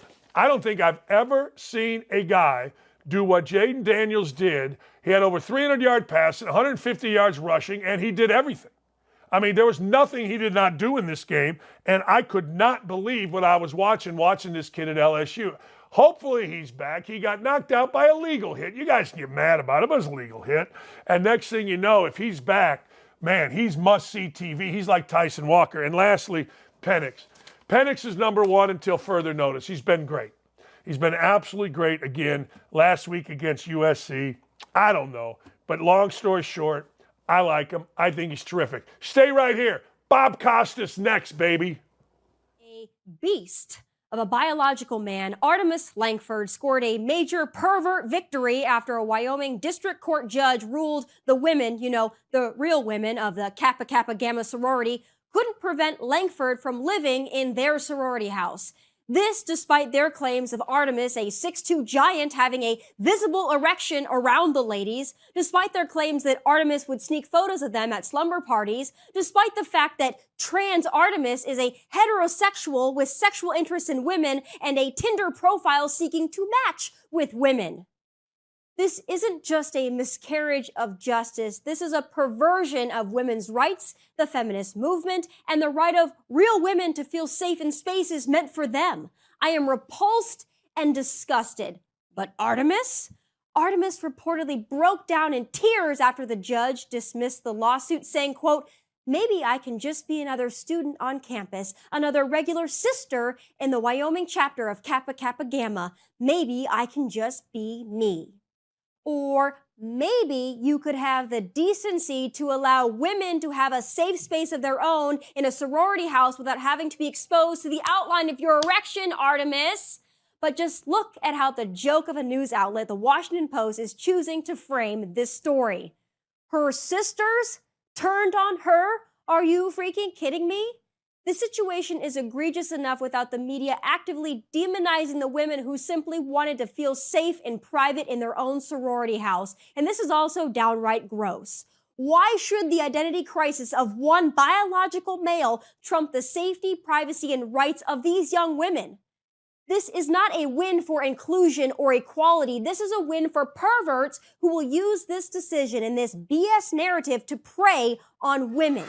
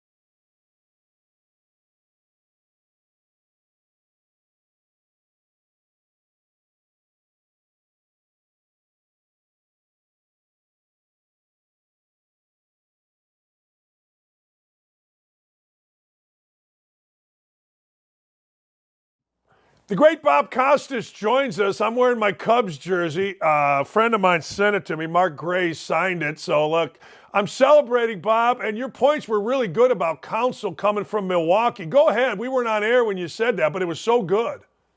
Yeah, well, it's kind of a stealth move. Nobody thought that the Cubs were part of this conversation.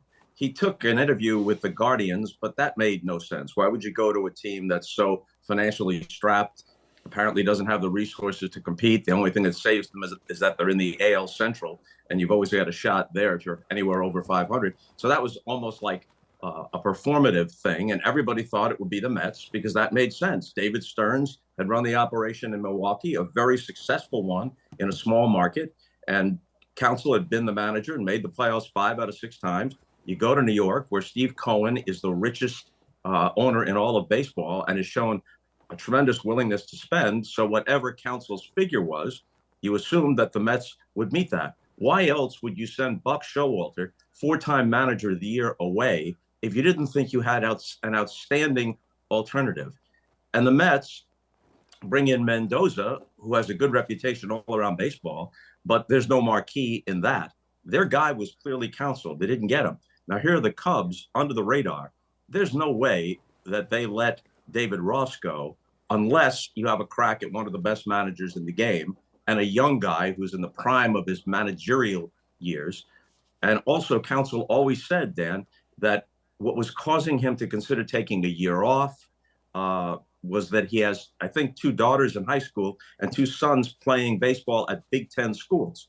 Well, he's not going to be able to walk between Whitefish, Wisconsin, I think that's what it is, and Wrigley Field. But it's, as you know, it's an hour and a half's drive. So he can be close to his family and cash in, make $40 million over 5 years, and maybe take the Cubs back into playoff contention. You know, Bob, people say, well, he's not worth $40 million. That's a middle infielder. I mean, and a manager, That's right. You know better than anybody. Man, a manager, he's there every day. He sets a lot of the tone for that operation, and he's involved in every decision. That's a steal, really. You know, you're actually right when you say a middle infielder, $8 million. Guys who, if they were released, other than their own family or rabid fans of that team, nobody would notice, make $8 million or more. So if you're investing this much in your team, why wouldn't you want the best possible guy to guide that team? Right. It just makes complete sense. It's a wonder to me why coaches and managers don't make more than they do as a rule.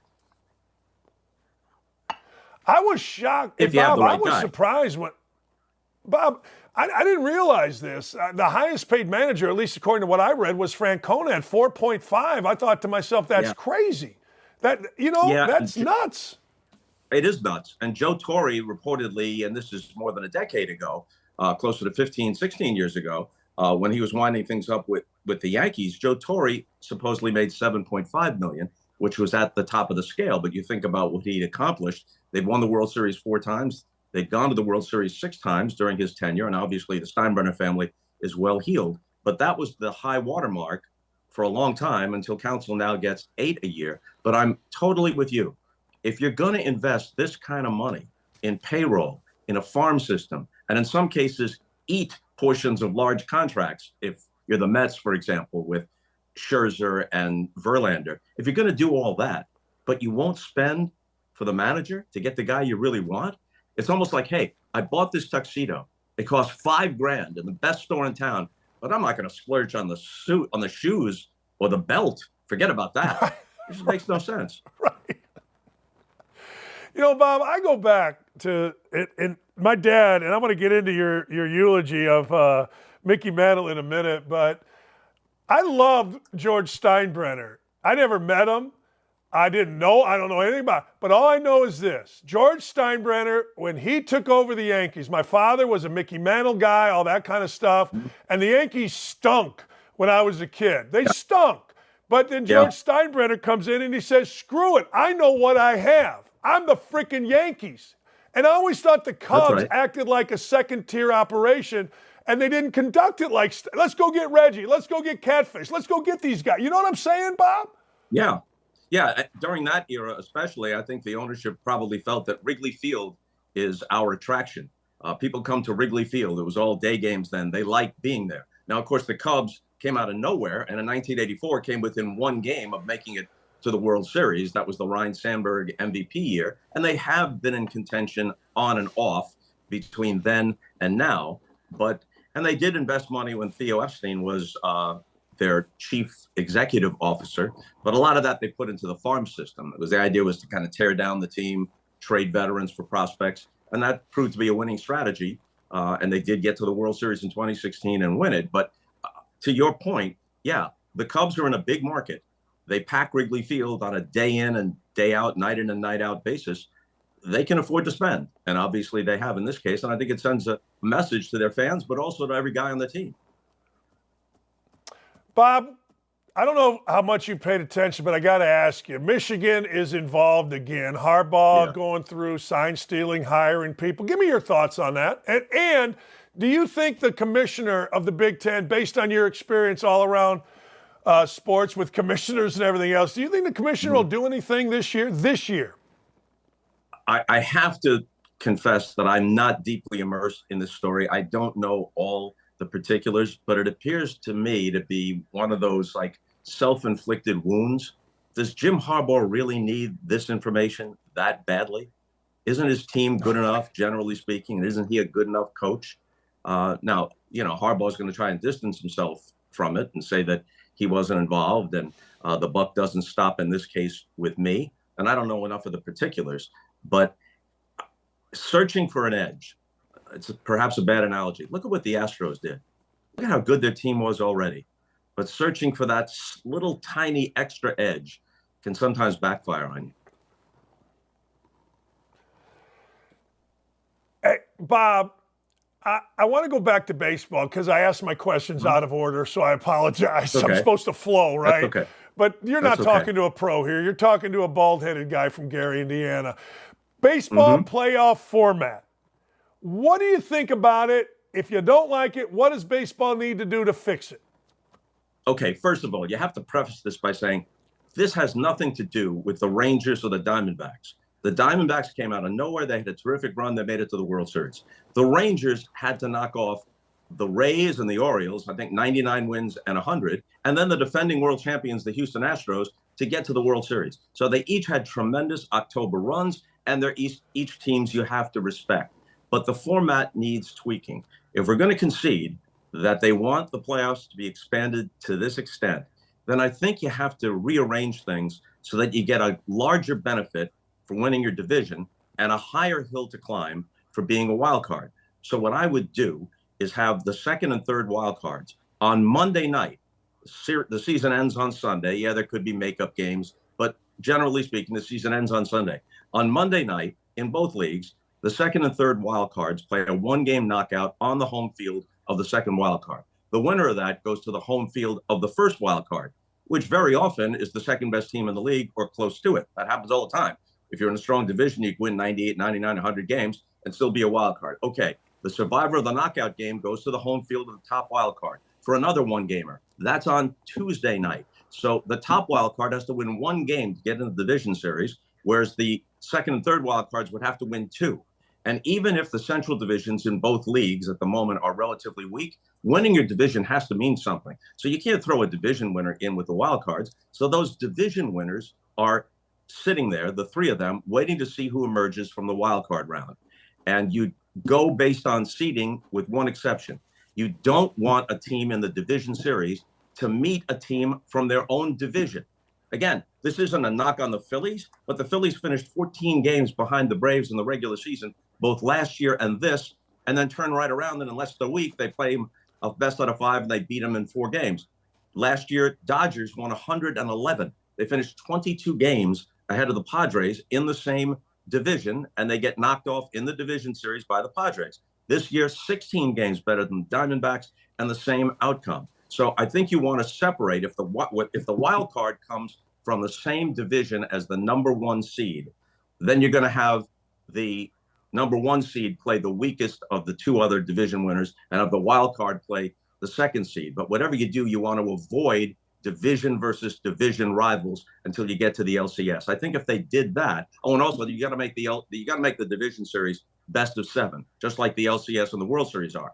It's a truer test. And if you did it the way I just outlined, and I realized I took a little while to do it, but if you did it the way I just outlined, you could start the division series on Thursday, which would eliminate, in large part, the complaints about, hey, we sat around, the other team picked up momentum, and now we're rusty. They'd have 3 days off. Season ends Sunday. They'd be playing the division series on Thursday. Bob, was baseball better this year with the new rules? Yes, definitely. Definitely. I've always said baseball's supposed to have a pleasing, leisurely pace. It's not supposed to have a plodding, lethargic pace. So not only did they significantly reduce the time of the average game, but the pace within that game is so much better. It has a better rhythm to it. Outlawing the shifts had some impact.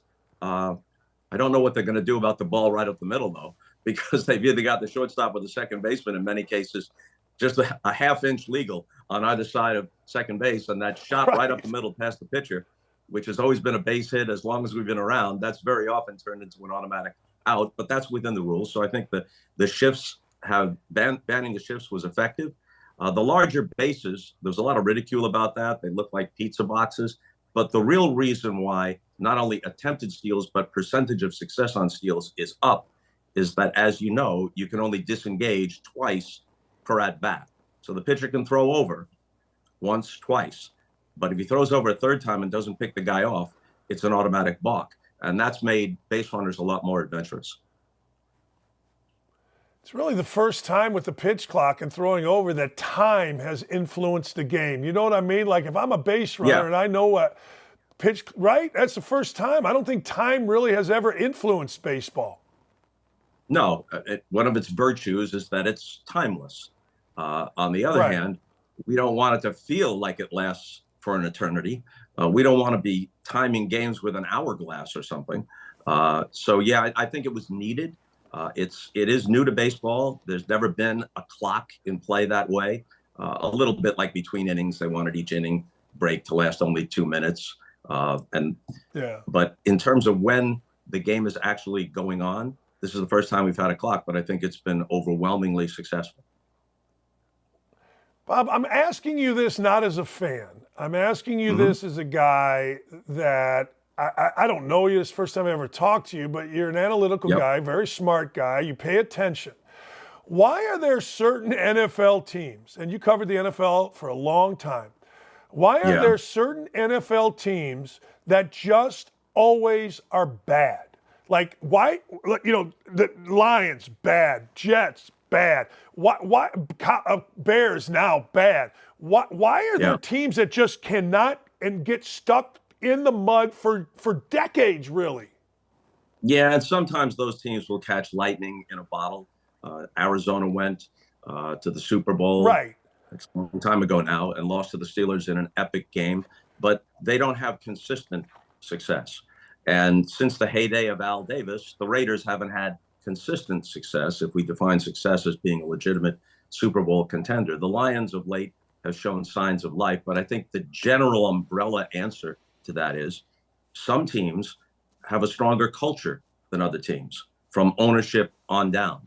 So that's generally the answer. Al Davis, you covered him. Can you be an Al Davis now? Can you be a flamboyant owner? I guess Jerry Jones maybe is, but can you be a flamboyant owner now in the NFL, or is it all too buttoned down? It's pretty buttoned down, and the cash just keeps flowing. But I think there's always room for a character. People don't like a character if he's incompetent.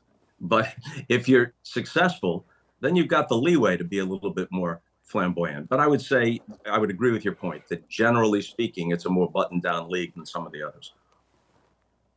When I left Coach Knight, I remember telling him, you better win because, frankly, you're pissing people off that have an ego. You know what? The AD has an ego. The president has an ego, right? Coach Knight really liked you. You know, and I don't know if you liked him. I don't know how it ended. I have no idea. But I know when I was there, he really liked you. Yeah. Well, I think Coach Knight respected people who had done their homework, who were prepared. And he didn't even mind when I interviewed him if I posed tough questions with follow-ups, as long as he knew I wasn't trying to ambush him, as long as it was honest and straightforward. He respected that. We did a profile nearly 30 years ago in 1994 of Coach Knight on an NBC News magazine that then was hosted by Tom Brokaw and Katie Couric. And it ran 16, 17 minutes, which these days is an eternity in television. And people can Google that and they can see that Knight did a very good job of explaining himself, no matter how hard I pushed. He had an answer for it. Whether it convinced everybody or not is one thing, but you got a pretty good look at him, warts and all, but also giving him full credit for all the many good things he's done. And I think people have listened to you the last few days since his passing. I'm sure you've made all those points. What's interesting to me is that a lot of people can only see things in a binary way. Either he was tough, but everything he did grew out of that toughness and is therefore excusable, or he was a bad guy. The truth lies somewhere in between those two things, right. Not smack dab in the middle. If you're being fair, I think that Bob Knight's life, by and large, lands on the positive side. Not just his brilliance as a coach, but there weren't recruiting scandals. His players, 95% of them, I think, graduated. Now, it's true that some transferred. Whether they couldn't take the toughness or he just ran them off, that's another question. But those who stayed, almost all of them graduated. And he did many good things for charities and for individuals that he came in contact with. And he didn't want to call all that to people's attention. He's also one of the funniest guys, and you would know this. When he's in the right mood and around people he trusts, he can be really funny. And part of that derives from the fact that he was super smart, not just basketball smart. He was a really smart guy. But what gets me about this is people want it to land in one category or another. It's either black or white. But with Knight, as you know, there were many shadings in between.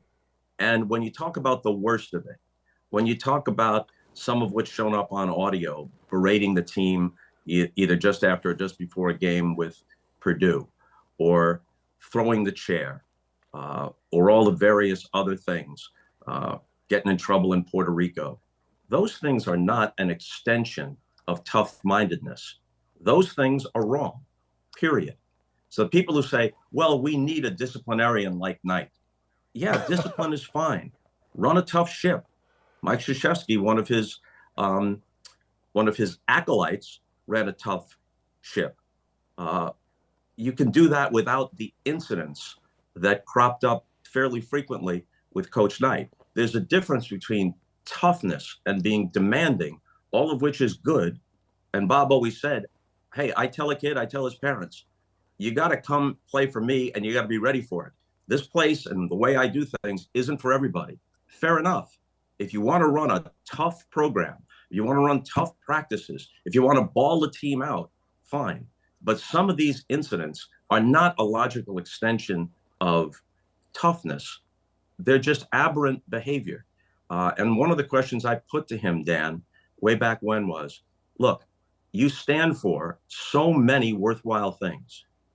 Don't you see, as smart as you are, that these incidents obscure what that's about? Forget about your image.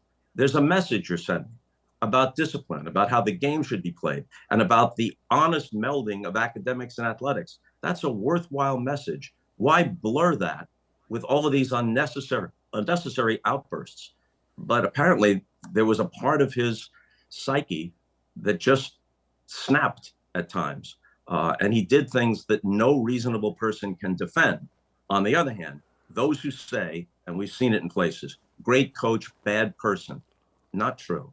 The world is more complicated than that. We're all complicated to some extent. Coach Knight was more complicated than most of us.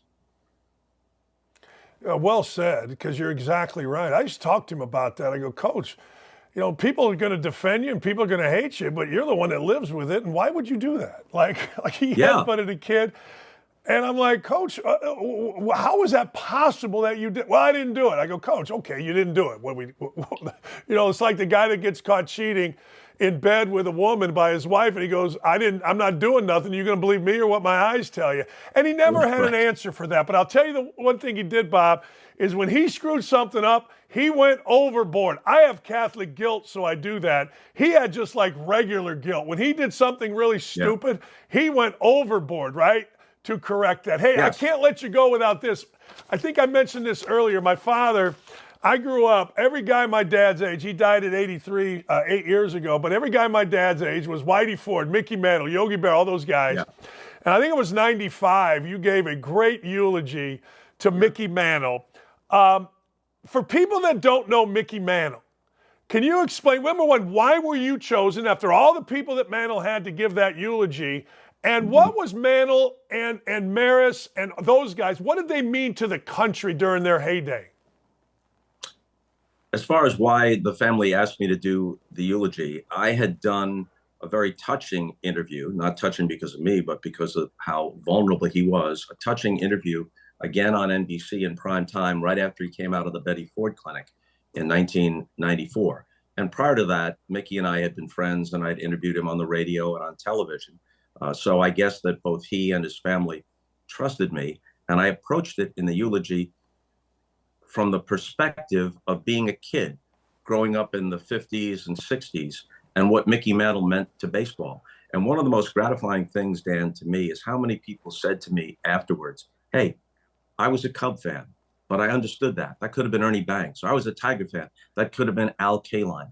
What baseball in that era meant to kids roughly of our generation, that's what I was trying to capture.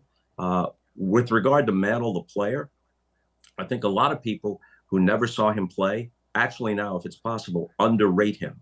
They look at his career stats alongside his two most accomplished contemporaries, Hank Aaron and Willie Mays. And Mickey's career numbers don't stack up. But if you take the time to go to Baseball Reference and look at the best 10, 12 years of his career, at least as a hitter, if not as a defender, Mays is the greatest center fielder ever. Mickey was a good center fielder before his legs completely betrayed him. Mays is the greatest. And Aaron was probably a better right fielder than Mickey was a center fielder. But look at the numbers, especially the numbers that modern day analytics prize. He got a whole bunch of walks. Yeah, he struck out a lot, but he walked as often as he struck out. His on-base percentages, his slugging percentages, his home runs per time at bat, that prime chunk of his career, that's when the Mantle-Mays argument took hold. Like I've had people say, yeah, Mickey was great. He's in the Hall of Fame, but how can anyone compare him to Willie Mays? Well, if you just went from 1951, the rookie year of both, let's say to 1964 or 65, at least as an offensive player, those statistics are pretty comparable. And in some cases, Mickey has the edge. So he was a better player than some people now realize. Probably one of the most gifted players ever. A lot of baseball men have said to me that until he showed up, they'd never seen a combination of speed and power like Mantle had. And then there was the whole mystique around the Yankees. And you think about it, this blonde, blue-eyed kid from Oklahoma, even the ring of the name, Mickey Mantle, it just attaches itself so much to the romance that surrounded baseball when we were younger. And that probably accounts for your dad's fandom as well. You know, one more thing about Coach Knight. I apologize if I'm taking up too much of your time here. Look, you could do a documentary about Mike Krzyzewski, and I'd watch it. You'd watch it. About John Wooden, about Dean Smith, of course. But why was Coach Knight so fascinating to the public? It's the duality. It's the duality between his brilliance, not just as a coach, but how smart a guy and well-read a guy he was, his brilliance and the stupidity of some of the self-inflicted wounds. It's the duality between all the good stuff he did, the insistence on academics, the charity stuff, and then this boorish behavior. That duality is what fascinates people. So there you go. I think you're absolutely right. We used to talk about that. I'm like, I don't understand, because back in the day there was no Twitter, there was none of this stuff.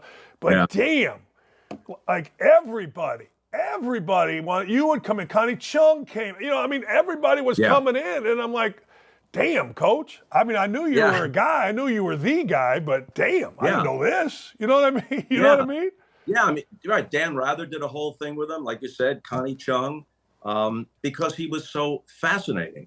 People who are complicated are more fascinating. I spent most of my adult life in St. Louis, and I also did the eulogy for Stan Musial. Stan Musial was a great, great player, all the batting titles, 331 lifetime, and one of the nicest guys you ever met. Ted Williams, roughly the American League equivalent of Musial, they were contemporaries.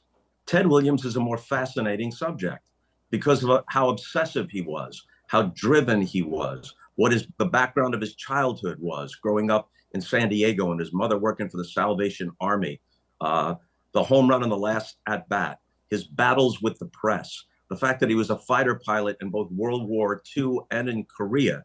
There's just more to latch onto there. Was Stan Musial one of the greatest people I've ever met? Yep. as well as being one of the greatest ball players. And you could do a musial documentary, but I guarantee if there's a Ted Williams documentary, or for that matter, a DiMaggio documentary with how brooding and moody he could be and the Marilyn Monroe aspect, let's line them up, contemporaries. Here's your documentaries on Netflix this week. Ted Williams, Joe DiMaggio, Stan Musial. I guarantee that the number of views for Williams and DiMaggio would be more than for Musial. On the other hand, I also guarantee that Musial should have been quite content with the life he led because he didn't have all these internal conflicts. He was a happy guy who was a great ball player, but that's less fascinating than someone like Bob Knight. You know, I was at Ted Williams' day. I forget what year it was. Where was I? I was coaching in Indiana. It was when Coach and I went in the Hall of Fame, so I guess it would probably be around 91. And you know what fascinated me, Bob, as a guy that did not watch Ted Williams play, but studied him, and I knew Coach liked him, so I'd read books about him. It was a big deal that he tipped his hat. Like I'm sitting there going, what? Like he would never tip his hat. And stuff like that makes us interested in them, right?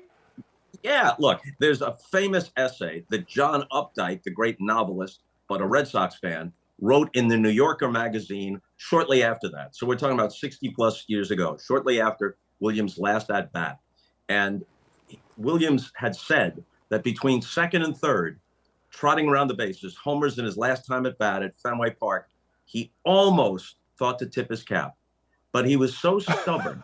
And in his own way, and had that in common with Knight. And as you know, the two of them were friends. They went fly fishing together and did all that stuff. He says, I just couldn't make myself do it. And at one point, I was also very friendly with Ted. I don't know why I was so lucky. They didn't object to me for whatever reasons. But I said to Ted at one point, you're the guy who John Wayne played in all those movies. He was acting, but you're really that guy. And he paused for a second, Dan, and I could see he was kind of balancing honesty and humility, and honesty won out. And he said, yeah, I know it. The guy was just, he was unbending. Not going to tip my cap. They booed me. Not going to say anything nice about the press. They were mean to me, which was true in part. But then at the end, it comes around. And as an old man, he returned to Fenway Park and was more willing. He made a big thing out of tipping his cap and acknowledging the fans. To 99.99999% of great players, nobody would give a shit, if you want to know the truth, about whether they tip their cap. Of course not. But, no, right? Of course not. Hey, by the way, now, Dan, you mentioned Go ahead. But, no, you go ahead. I don't mind staying a little longer unless I'm boring you or your audience. No, I want you to go ahead because I was going to go back to Bob Knight. What were you going to say about the tip of the cap thing? No, the tip of the cap was just an example of how stubborn he could be. I'm not going to yield to this. Somewhere at Fenway on this day, there are a few SOBs who booed me for whatever reason. I'm not going to tip my cap. I'm not going to cooperate with all these people in the press. But Williams and Knight had this in common. If they respected you, then you could actually push back on them a little bit. I think I asked Ted Williams all the pertinent questions, and I asked Bob Knight all the pertinent questions. And they were both willing to answer them because they knew it was an honest exchange. People like that, they have their own kind of internal, I don't know what you'd call it, meter that reads this stuff. And then they decide who's okay with them and who's not. Well, luckily for me, I fell on the first side of that. Yeah, the barometer, at least for Knight, was always, I don't like it, but I respect it. That's it. If you're honest and he doesn't like it. I remember telling him, he threw the chair and I was sitting next to him. I was getting ready to go in the game. And reporters came to me after, like incredulous, right? And I go, wait a second. Randy Whitman and I caught him, or we counted, he threw 52 chairs in practice one day, these red plastic chairs that were stuck. Yeah. Oh, no, in one practice, 52, he was sweating. And the reporter looked at me, and he was kind of a friend of mine. He goes, you guys are sick, right? I go, yeah, I think we are, right? Because it was like matter of fact. But that's the, hey, look, it couldn't go today. And I said this about Coach Knight, Bob, and I wonder if you would agree. I said it was our thing. Like, I'm not saying you would like it, he would like it, you would, but it was our thing. And we went there, and you said it. Some guys left. We didn't begrudge anybody for leaving. Hey, man, that's your choice because this isn't right for everybody. But it was our thing. And I felt like that's what, like, the Yankees were when they had Mantle and those guys out on the town, or, you know, whether it was Belichick and those guys. I mean, I just feel like, you know, Steph Curry and it's our thing. And I think that's big in sports. Of course it is. And what the Hoosiers did under Bob Knight, and I guess there were some older people who remember the two championship teams under Branch McCracken, but I'm not old enough to remember that firsthand. But what they did was a source of great pride in the state of Indiana. And I would just say to some of those people, it is not necessary to rationalize the terrible incidents. They're part of the record. Knight himself was an honest man. It's part of the record. And it's not an extension of toughness. To be tough and demanding and principled and have integrity in what you do, all of which was true of Bob Knight, does not have to include going overboard. Some of these incidents, even his closest friends and his genuine admirers, knowledgeable people, say, look, we're not going to defend it. We can't rationalize it. We can't excuse it. But it's part of a much larger story. And most of the aspects of that larger story are positive toward Bob Knight. Another thing that I think hasn't been mentioned enough, you probably talked about it on your shows. He had only one player in all that time who was an NBA All-Star. Of course, it was one of the greatest players of all time, Isaiah Thomas, which is not to say that Scott May wasn't a good player, or Quinn Buckner, or Kent Benson, or whomever else. Obviously, he had good players, but he didn't have the wealth of talent that Dean Smith had at North Carolina, that John Wooden had at UCLA, that Denny Crum had during some of those years at Louisville, that Joe B. Hall had at Kentucky. And one of the measures of a great coach or manager is, can you get your players to maximize their ability? And can you put them in positions to succeed? You remember the last game that Michael Jordan ever played, Dan, and the way Coach Knight prepared for that game and the way the strategy played out, a team that was giving away lots in talent. It wasn't just Michael Jordan, giving away lots in talent, knocked North Carolina out of the NCAA tournament that year. That game symbolizes a lot, and you would know better than I. That game symbolizes a lot of what he was about as a coach, and a brilliant coach. As a member of that team, I contest that we were better athletes. We were held back by Coach Knight. How's that?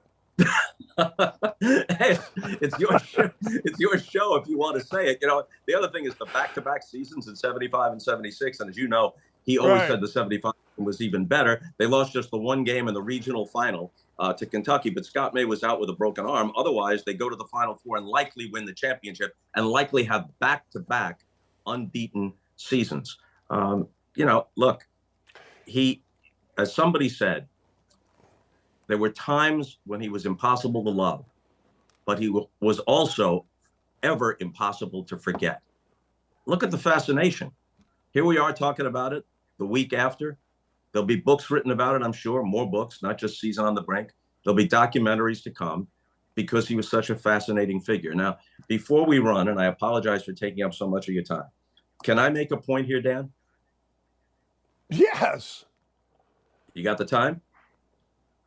Yeah, of course. You're Bob Costas. Okay, you what are you, crazy? There Let's you go. Okay. I mean, I've already kept you way too long, but I don't care. It's my show. That's all right. Exactly. Okay.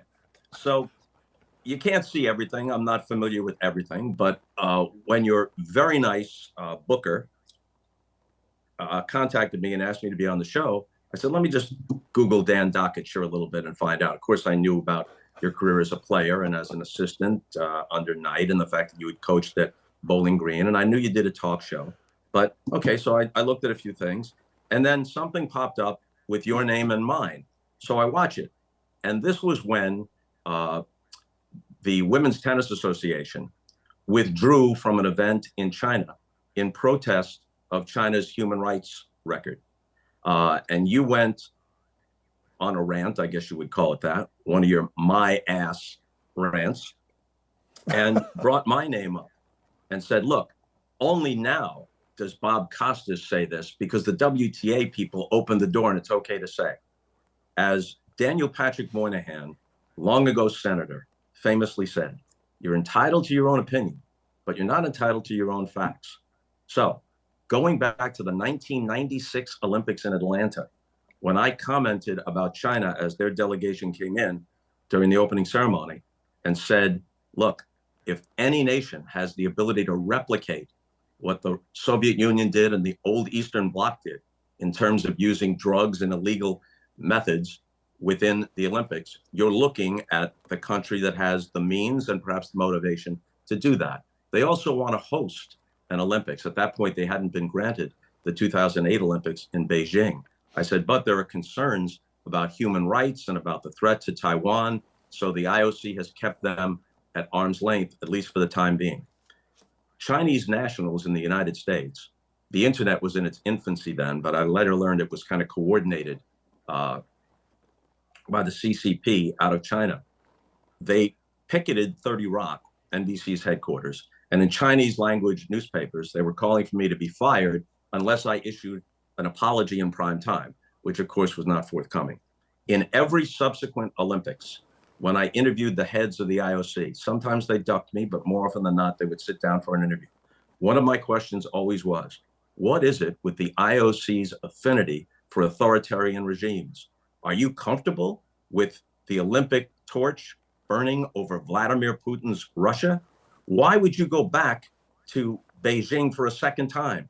We see what this is about. How does this in any way align with the Olympic ideals? I did that consistently. And when I came back to HBO to do a show there, on the very first show, in the closing commentary, which you can Google, it's out there, just put on Bob Costas on China and the Olympics, and look at what I said about both the IOC and about China as a human rights abuser. Now, does that make me a hero? Right now, there are real journalistic heroes risking life and limb to cover what's going on in Israel and in Gaza. I'm not Woodward and Bernstein. I'm not either one of them. I'm not saying I'm a journalistic hero, but it's flatly false to say that I never came around about China until a year ago or whatever it was. No, this goes back more than 25 years, goes back to 1996. So in that case, I'm happy if you do a rant and conclude with my ass. That's your signature. As long as your point wasn't pulled out of your ass. That's the distinction. Oh, I just got bitch slapped. It wasn't pulled out of my ass. And politely. Okay, yeah, very politely. And look, first off, I apologize. I would have put anybody's name in there because one of the things that I've noticed is that we all had to be quiet for a long time on certain things, and now it's become okay. You are exactly right. I did not do my homework. I used your name. I used it in vain. I've never said that about anybody else's name because I'm Catholic and I only one name in vain. And I apologize for that, and I appreciate the bitch slapping. Like, if you'd have just come on and said that I'm a jackass for doing it, then I'd have been a little defensive. But you made your point very well. I've always respected you. I apologize for that, and I deserved a good old-fashioned bitch slapping that I got. Well, now let me deliver a general bitch slap, not at you, but in general. You know what happens now? And it's a consequence of the explosion in media and various platforms. People have to fill 3 hours a day on talk shows, be they political talk shows or sports talk shows. And the internet sends all kinds of stuff out there, some of which is idiotic, and in some cases is just flatly wrong as a matter of fact. So when I left NBC about 5 years ago, the comments that I had made about football and its connections to CTE were truthful. I'm glad I said it. It did put me at odds with NBC management, and that's fine. It was about time for us to go our separate ways. I was there nearly 40 years, and it was a very gratifying partnership for both parties. But then you start hearing this stuff. Oh, that's fine, but now he says it, now that he's walking out the door. No. I said it dating back to the 90s, even before we had the information about CTE. And in the last decade that I was at NBC, I did it. And I did it prominently. Halftime of NFL games, various places, Meet the Press on CNN. Now, again, you don't have to like me. You can have an opinion, but the opinion has to be based on fact. So the idea, which was parroted in so many places, oh, he collected his money, and then as he was walking out the door over his shoulder, he said something finally about CTE. That is flatly false. I could give you other examples, but that's the world we live in. No, look, Bob, it's all about me, okay? You know what?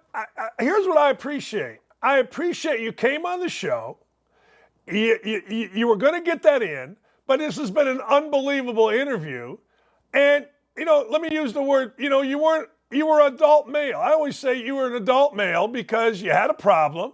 We had a great conversation, and you got out what you needed to get out on me, and that's the kind of shit I appreciate. I do. I love that. Thank you for that. Because instead of telling my producer, no, I'm not going on with him, he said this about, no, you were awesome. Look, and you don't need me to tell you were awesome, but relative to me, this has been a great interview. Can I give you some of the reviews? May I? That's why I saved it for the end, because I didn't want it to color what might have followed. And that's why I was happy to have as much time with you. If you present a reasonable set of facts, and somebody responds to that in a reasonable way, what's the problem? It's a net. I agree. It's a net plus. I agree. And you know what? I have always said, and it's one of the reasons that I did work for Bob Knight and in 16 years, and I did go there because I know what I don't know. And one of the things that I know is I need bitch slapped once in a while. I do. I tell my wife all the time. Your producer has my number. If you're in need of a bitch slap, just dial me up. I'll tell you this. This was a great interview, and I'm sorry I kept you so long. I kept you 45 minutes, Bob. I'm sorry, and I am sorry. I'm not sorry that the last 10 minutes have been bitch slapping me. I ain't mad about it. I love it. Thank you. There you go. We part on good terms. What can you ask for? I hope you'll come back. Yeah, I will. Yeah, you know where to find me. Okay. All right. Thanks, Bob. Dan. Appreciate you. Good talking to you. Take care. That was fun. Bye. I'm telling you. Thank you. I've always said it. Everybody needs a leader. I just got led. Awesome. That was 45 minutes. Yeah, it was supposed to go 30 minutes. That was awesome. That was fantastic. That was a great interview. Hey, look, Beth the Booker, give her a raise. Is this good? I haven't muted. You haven't muted? What's wrong with you? I just got called out for being a jackass, and I appreciate it. All right, tomorrow, I don't know if we can do any better than that. I seriously don't. I don't. Look, two adult men with penises going at it. That is awesome. Can you send me Bob Costas' number? Because I want to say thank you. That was fantastic. All right, Dylan and Ryan and Nick, Beth the Booker, Katie, Haley, Aaron, Gary, thanks. See you tomorrow.